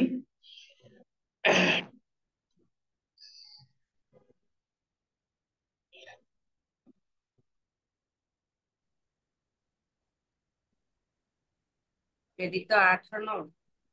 ହଁ, କିନ୍ତୁ ପ୍ରେରିତ 8। ସିମୋନ ନାମକ ଜଣେ ଲୋକ ଏଥିପୂର୍ବେ ସେହି ନଗରରେ କୁହୁକ କର୍ମ କରି ନିଜକୁ ଜଣେ ମହାପୁରୁଷ ବୋଲି କହି ସମୀରଣୀୟ ଜାତିକୁ ଆଚମ୍ବିତ କରିଥିଲା। ଏଇ ପଦ କି? ହଁ, ଆମେ ଦେଖୁଅଛୁ ସିମୋନ ନାମକ ଜଣେ କୁହୁକ ମାନେ କି ଯୋଉ ଗୁଣି ଗାରାଣ୍ଡି ଯୋଉ କରୁଥିଲା, ସେହି ଲୋକ ଯେତେବେଳେ ପିତର ବାକ୍ୟ ପ୍ରଚାର କରୁଅଛନ୍ତି, ପ୍ରଭୁଙ୍କର ଦାସ ପ୍ରଚାର କରୁଅଛନ୍ତି, ସେ ଲୋକେ ସୁସ୍ଥତା ପାଉଅଛନ୍ତି, ଲୋକେ ଆଶ୍ଚର୍ଯ୍ୟ କର୍ମ ମାନେ ଦେଖୁଅଛନ୍ତି, ଏବଂ ସେ କର୍ମ କରୁଥିବା ସେ ସିମୋନ ଯେତେବେଳେ ତାହା ଦେଖୁଅଛି କହୁଅଛି କି ନାଇଁ, ମୋର ଯାହାକି ମୁଁ ଲାଭ କରୁଥିଲି, ଯାହାକି ମୁଁ ଆଶ୍ଚର୍ଯ୍ୟ କର୍ମ କରୁଥିଲି, ଯାହାକି ମୁଁ ଲୋକଙ୍କୁ ମାନେ କି ସମରଣ ମାନଙ୍କୁ ସେ ସମସ୍ତ ବିଷୟ ମୁଁ ଜଣାଉଥିଲି, ତାର ଯାଦୁ ବିଦ୍ୟାରେ, ତାର କୁହୁକ କର୍ମରେ ସେ ଯେ ପ୍ରକାର ପାରଙ୍ଗମ ଥିଲା, ଆଉ ଯେତେବେଳେ ପ୍ରଭୁଙ୍କ ଦାସ ମାନେ ବାକ୍ୟ ପ୍ରଚାର କରିଅଛନ୍ତି, ଆଉ ସେ ସମୟରେ ପ୍ରଭୁଙ୍କର ବାକ୍ୟକୁ ଶୁଣି ସେମାନେ ଲୋକମାନେ ଯେତେବେଳେ ପ୍ରଭୁଙ୍କ ନିକଟକୁ ଆସୁଅଛନ୍ତି, ସେ ଚିନ୍ତା କରୁଅଛି କି ମୋର ଯାହା ମାନେ ମୁଁ ଉପାର୍ଜନ କରୁଥିଲି କୁହୁକ କର୍ମରେ, ଯାହା କିଛି ବି ମୁଁ ଉପାର୍ଜନ କରୁଥିଲି ତାହା ମୋର କମି କମି ଯାଉଅଛି ବୋଲିକି ସେ ଆସିକି କହୁଅଛି କି ମତେ ମଧ୍ୟ ତୁମେ ଯାହା କରୁଅଛ ସେହି ବିଷୟ ଟିକେ ଦିଅ ବୋଲିକି ସେ ଟଙ୍କା ଯଚଉଛି ପିତରକୁ।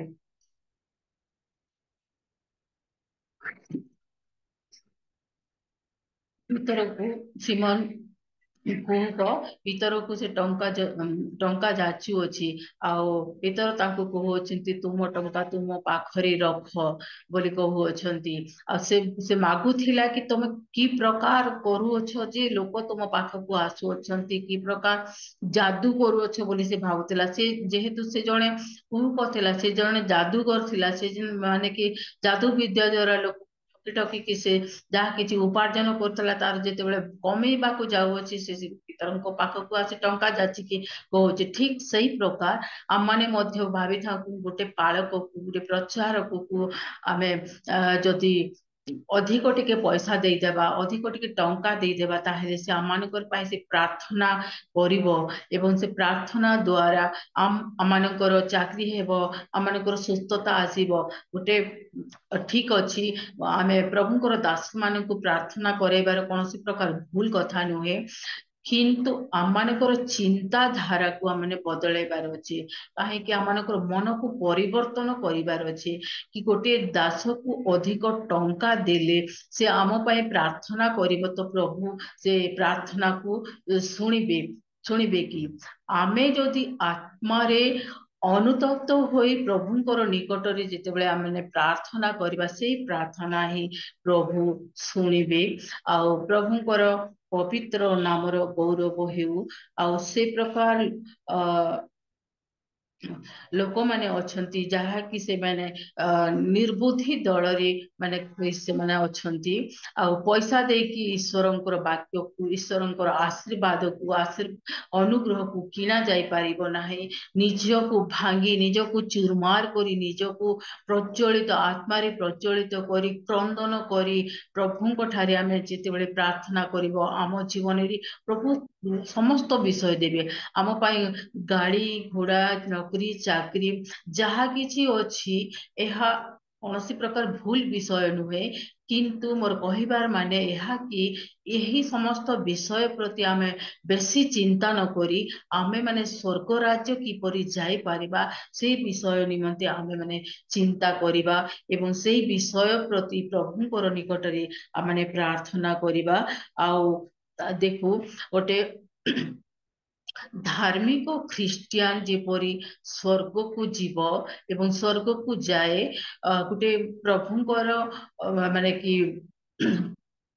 ମହାନ ଦାସ ଯାହାର ପାଖରେ କି ସମସ୍ତ ଗୁଣ ପରିପୂର୍ଣ୍ଣ ହୋଇ ରହିଅଛି, ଯେଉଁ ଧାର୍ମିକ ବ୍ୟକ୍ତି ପାଖରେ ପ୍ରଭୁଙ୍କର ପ୍ରତି ଆତୁର, ପ୍ରଭୁଙ୍କର ନିମନ୍ତେ ମାନେ କି ସେ ଛଟପଟ ହୋଇ, ସେ ବ୍ୟଥିତ ହୋଇ ପ୍ରଭୁଙ୍କର ପାଇଁ ଯେ ପ୍ରାର୍ଥନା କରୁଅଛି, ଆର୍ତ୍ତନାଦ କରୁଅଛି, ସେହି ଦାସ ବା ଦାସୀ ସ୍ୱର୍ଗ ରାଜ୍ୟକୁ ଠିକ ପହଞ୍ଚିବ। କିନ୍ତୁ ଜାଗତିକ ବିଷୟରେ ଚିନ୍ତା କରି ଯେଉଁ ଖ୍ରୀଷ୍ଟିଆନ ମାନେ ଅଛନ୍ତି ସେମାନଙ୍କର ପାଇଁ ନର୍କ ଅଛି। ଯେ ପ୍ରକାର ସ୍ୱର୍ଗ ଯିବା ପାଇଁ ଧାର୍ମିକ ବ୍ୟକ୍ତିକୁ ମାନେ କି ଚାନ୍ସ ମିଳିଲା ଆଉ ତାର ଧାର୍ମିକତା ସକାଶୁ ସେ ସ୍ୱର୍ଗରେ ପହଞ୍ଚିଲା, କିନ୍ତୁ ତାର ଧାର୍ମିକତା ଜୀବନ ଉଣା ହେବା ସକାଶୁ, ଜାଗତିକ ବିଷୟ ପ୍ରତି ଆସକ୍ତ ହେବା ସକାଶୁ ଯେଉଁ ଖ୍ରୀଷ୍ଟିଆନ ଭାଇ କିମ୍ବା ଭଉଣୀ ସେମାନେ ଚିନ୍ତା କରନ୍ତି, ସେମାନଙ୍କ ପାଇଁ ଠିକ ସେଇ ପ୍ରକାର ନର୍କ ମଧ୍ୟ ରଖାଯାଇଅଛି। ସେ ନର୍କରେ ସେ ପ୍ରବେଶ କରିବା ଆମେ ଦେଖୁଅଛୁ। ନର୍କ 6 ପ୍ରକାର ନର୍କ ରହିଅଛି। ଧାର୍ମିକ ସାଧୁ ଖ୍ରୀଷ୍ଟିଆନ ମାନଙ୍କୁ ସ୍ୱର୍ଗରେ ଯେପରି ସ୍ଥାନ ମିଳିଥାଏ, ଠିକ ସେହିପରି ଅଧାର୍ମିକ ଖ୍ରୀଷ୍ଟିଆନ ମାନଙ୍କୁ ନର୍କ ମିଳିଥାଏ। ଆଉ ପ୍ରଭୁଙ୍କ ମହାନାମର ଗୌରବ ହେଉ। ପ୍ରଭୁ ଆଜି ଆମମାନଙ୍କୁ ଏହି ବାକ୍ୟ ମାଧ୍ୟମ ଦ୍ଵାରା କଥା କହୁଅଛନ୍ତି କି ଆମେ ସୁବୁଦ୍ଧି ମାନଙ୍କର ପରି ଜୀବନ କାଟିବା ଏବଂ ସୁବୁଦ୍ଧି ମାନଙ୍କର ପରି ଆମମାନଙ୍କର ଆତ୍ମାକୁ ଉତ୍ତପ୍ତ କରିବା, ଏହା ହିଁ ଆମମାନଙ୍କର ପୂର୍ଣ୍ଣ କର୍ତ୍ତବ୍ୟ ଅଟେ। ଏବଂ ପ୍ରଭୁ ଆମମାନଙ୍କୁ ଅନୁଗ୍ରହ କରନ୍ତୁ, ଦୟା କରନ୍ତୁ ଆଉ ପ୍ରଭୁଙ୍କର ମହାନ ନାମକୁ ଗୌରବ ହେଉ। ଆଉ ଏଠାରେ ନିର୍ବୁଦ୍ଧି ମାନଙ୍କର ଅବସ୍ଥା ଆମେ ଦେଖୁଅଛୁ ଯେ ସେମାନେ ତାଙ୍କର ଭୁଲ ସକାଶୁ, ତାଙ୍କର ଅବହେଳା ସକାଶୁ ସେମାନେ ବିବାହ ଗୃହକୁ प्रवेश करि पारले नाही। विवाह गृह बोली जे कुहागले प्रभु जीशु ख्रीष्टंकर द्वितीय आगमन को ही बुझाई थाए।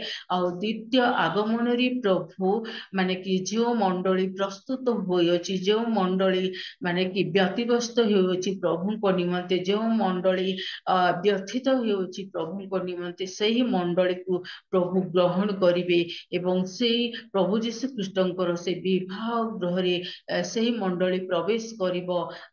सेतेबेले प्रभु कबाड़ बंद करदेवे कहिबे कि निर्बुद्धि मानकु जे माने अवहेलित जीवन काटी अछंती से मानकु प्रभु जणाइबे कि मु तुम मानकु मु सत्य सत्य कहूछि, मु तुम मानकु जाने नाही। तुम माने केउठारु आसी अछ, मु तुमको कहू सत्य सत्य कहूछि, मु तुम मानकु जाने नाही बोली कबाड़ बंद करा दिया जीव। आसो प्रिय भाई भौणी माने आमे कबाड़ बंद न हेबा पूर्वरु, विवाह गृह को प्रवेश करने पूर्वरु आमे निजको प्रस्तुत करवा, आमे निजको सचेतन करवा, आमे निजको जागृत करवा, आमनकर आत्मा को उत्तप्त करवा, आम प्रभुंकर पाई लालित दूषित क्षुदित हेबा।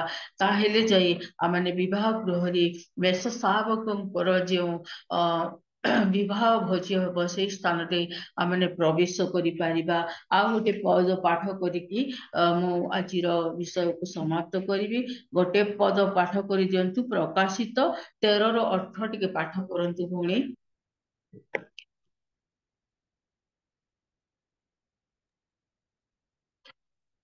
ଏଠାରେ ଜ୍ଞାନ ଆବଶ୍ୟକ, ଯାହାର ବୁଦ୍ଧି ଅଛି ସେ ପଶୁର ସଂଖ୍ୟା ଗଣନା କରୁ, କାରଣ ତାହା ଜଣେ ମନୁଷ୍ୟର ସଂଖ୍ୟା, ଆଉ ତାହାର ସଂଖ୍ୟା ହେଉଛି 666।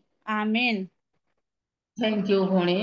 आम पृष्ठ रूपे वाक्य देखुअ आमने बुद्धिर सहित जितेबले आमने कार्य करिबा, आमनकर जीवन जहाँकि भंड ख्रीष्ट आसीबार, भंड ख्रीष्टर आगमन प्रभुंकर दासन कहती कि भंड ख्रीष्टर आगमन हे गलानी बोली। आमाने से 666 मुद्रा जेपरी आमानकु लागू न हेबो, आमाने जेपरी प्रभुंको निमंते प्रस्तुत हेबा, आमे बुद्धिर सहित ज्ञानर सहित आमने वाक्य को ध्यान करिबा। अधिक समय हे गलानी, क्षमा चाहूची। प्रभु आमानकु सुबुद्धिर आत्मा दे अछंती, प्रभु आमानकु भीरुतार आत्मा दे नाहंती। आमाने बुद्धिर सहित जेतेबेले कार्य करिबा, प्रभुंकर वाक्य को अनुध्यान करिबा, प्रभुंकर निमंते आगकु बढ़िबा, ताहले आमाने प्रभुंकर से स्वर्ग राज्य रे प्रवेश करिबा, से विवाह गृह रे प्रवेश करिबा। प्रभु कबाट बंद न करिबा पूर्वरु आमाने प्रवेश करि पारिबा। सुबुद्धि निर्बुद्धि मानकर विषय आमे 4 प्रकार विशिष्ट दल मानकर विषय देखिला। गोटे हेला निर्बुद्धि, गोटे हेला सुबुद्धि, गोटे होची कोलाहलकारी दल, 4 नंबर रे आसी दोकानी माने। आमे दोकानी मानकर पाखक किनिबा को जेते बेली जाउछु, प्रार्थना किनुछु, पैसा देकी भाबुछु कि आमाने ईश्वरंकर आशीर्वाद को किणुबु बोली, किंतु ताहा संपूर्ण भूल अटे। पैसा द्वारा ईश्वरंकर आशीर्वाद किना जाई परिबो नाही। 3 नंबर रे जो कोलाहलकारी दल, से प्रभुंकर दास माने एक प्रकार क्रंदन करिबार शब्द शुणाउछंती एवं ईश्वरंकर राज्य निमंते प्रस्तुत करूछंती। से कोलाहलकारी दल मानकु मु धन्यवाद देवी एवं धन्यवाद से सुबुद्धि मानकु, सुबुद्धि मानकर दल जहाँकि प्रभुंको निमंते से प्रस्तुत हो अछि। सुबुद्धि दर्जिच बेले बेले ता जीवन रे पतन आसी थाए, ताहेले से निजर भूल को स्वीकार करते पुनर्बार से जगत को विषय को परित्याग करी आत्मिक विषय से आसक्त हो प्रभुंकर आगमन को रे जीवा निमंते प्रस्तुत हो अछि, व्यतिव्यस्त हो अछि, व्यथित हो अछि। आज सुबुद्धि मानकर परि आमाने हेबा। निर्बुद्धि मानकर जीवन रे कोन थिला, से माने अवहेला कले, जगत प्रति आसक्त हेले, रंग रस रे मातिले, जगत रे जहा शैतान रखि अछि ताहा प्रति आकृष्ट हेले। से मानकर जीवन रे जेपरि पतन हेला, से प्रकार आम मानकर जीवन रे पतन न हो। आसु आज प्रभुंकर निमंते आमे आगकु बढ़िबा ଏବଂ ଆମେ ଜାଗତିକ ବିଷୟ ପ୍ରତି ଧ୍ୟାନ ନ ଦେଇ ଆମେ ଆତ୍ମିକ ମନା ହୋଇ ପ୍ରଭୁଙ୍କ ରାଜ୍ୟକୁ ପ୍ରବେଶ କରିବା ନିମନ୍ତେ ଆମେମାନେ ନିଜକୁ ପ୍ରସ୍ତୁତ କରିବା, ବୁଦ୍ଧିର ସହିତ ଜ୍ଞାନର ସହିତ ଆମେ କାର୍ଯ୍ୟ କରିବା, ତାହେଲେ ଆମେ ସେ ବିବାହ ଗୃହରେ ପ୍ରବେଶ କରିବା। ପ୍ରଭୁ କବାଟ ବନ୍ଦ କରିବା ପୂର୍ବରୁ ଆମେ ନିଜକୁ ସଜାଡ଼ୁ। ପ୍ରଭୁ ଅଳ୍ପ ବାକ୍ୟ ଦ୍ୱାରା ଆମ ସମସ୍ତଙ୍କୁ ଆଶୀର୍ବାଦ କରନ୍ତୁ। ଧନ୍ୟବାଦ। ଆଉ ପ୍ରଥମ ଥର କରି ପିତର ଆଜ୍ଞା ଯେଉଁକି ହୋଷ୍ଟ ଆଜ୍ଞା ମତେ ସୁଯୋଗ ଦେଇଥିବାରୁ ମୁଁ ତାଙ୍କୁ ଧନ୍ୟବାଦ ଦେଉଅଛି। ମୁଁ ଏକ ସାମାନ୍ୟ ବିଶ୍ୱାସୀ ଅଟେ। ଆଉ ପ୍ରଭୁ ପବିତ୍ର ଆତ୍ମା ପରମେଶ୍ୱର ଯାହା କିଛି ଜଣାଇ ଅଛନ୍ତି ତାହା ମୁଁ ଏବଂ ଆପଣମାନେ ଶିଖିଅଛୁ। ପ୍ରଭୁ ପବିତ୍ର ନାମରେ ପୁନର୍ବାର ଧନ୍ୟବାଦ ହେଉ। ଆଉ ଏ ସମୟ ମଧ୍ୟରେ ଓଭର ଟୁ ପ୍ରବୀଣା ଭଉଣୀ।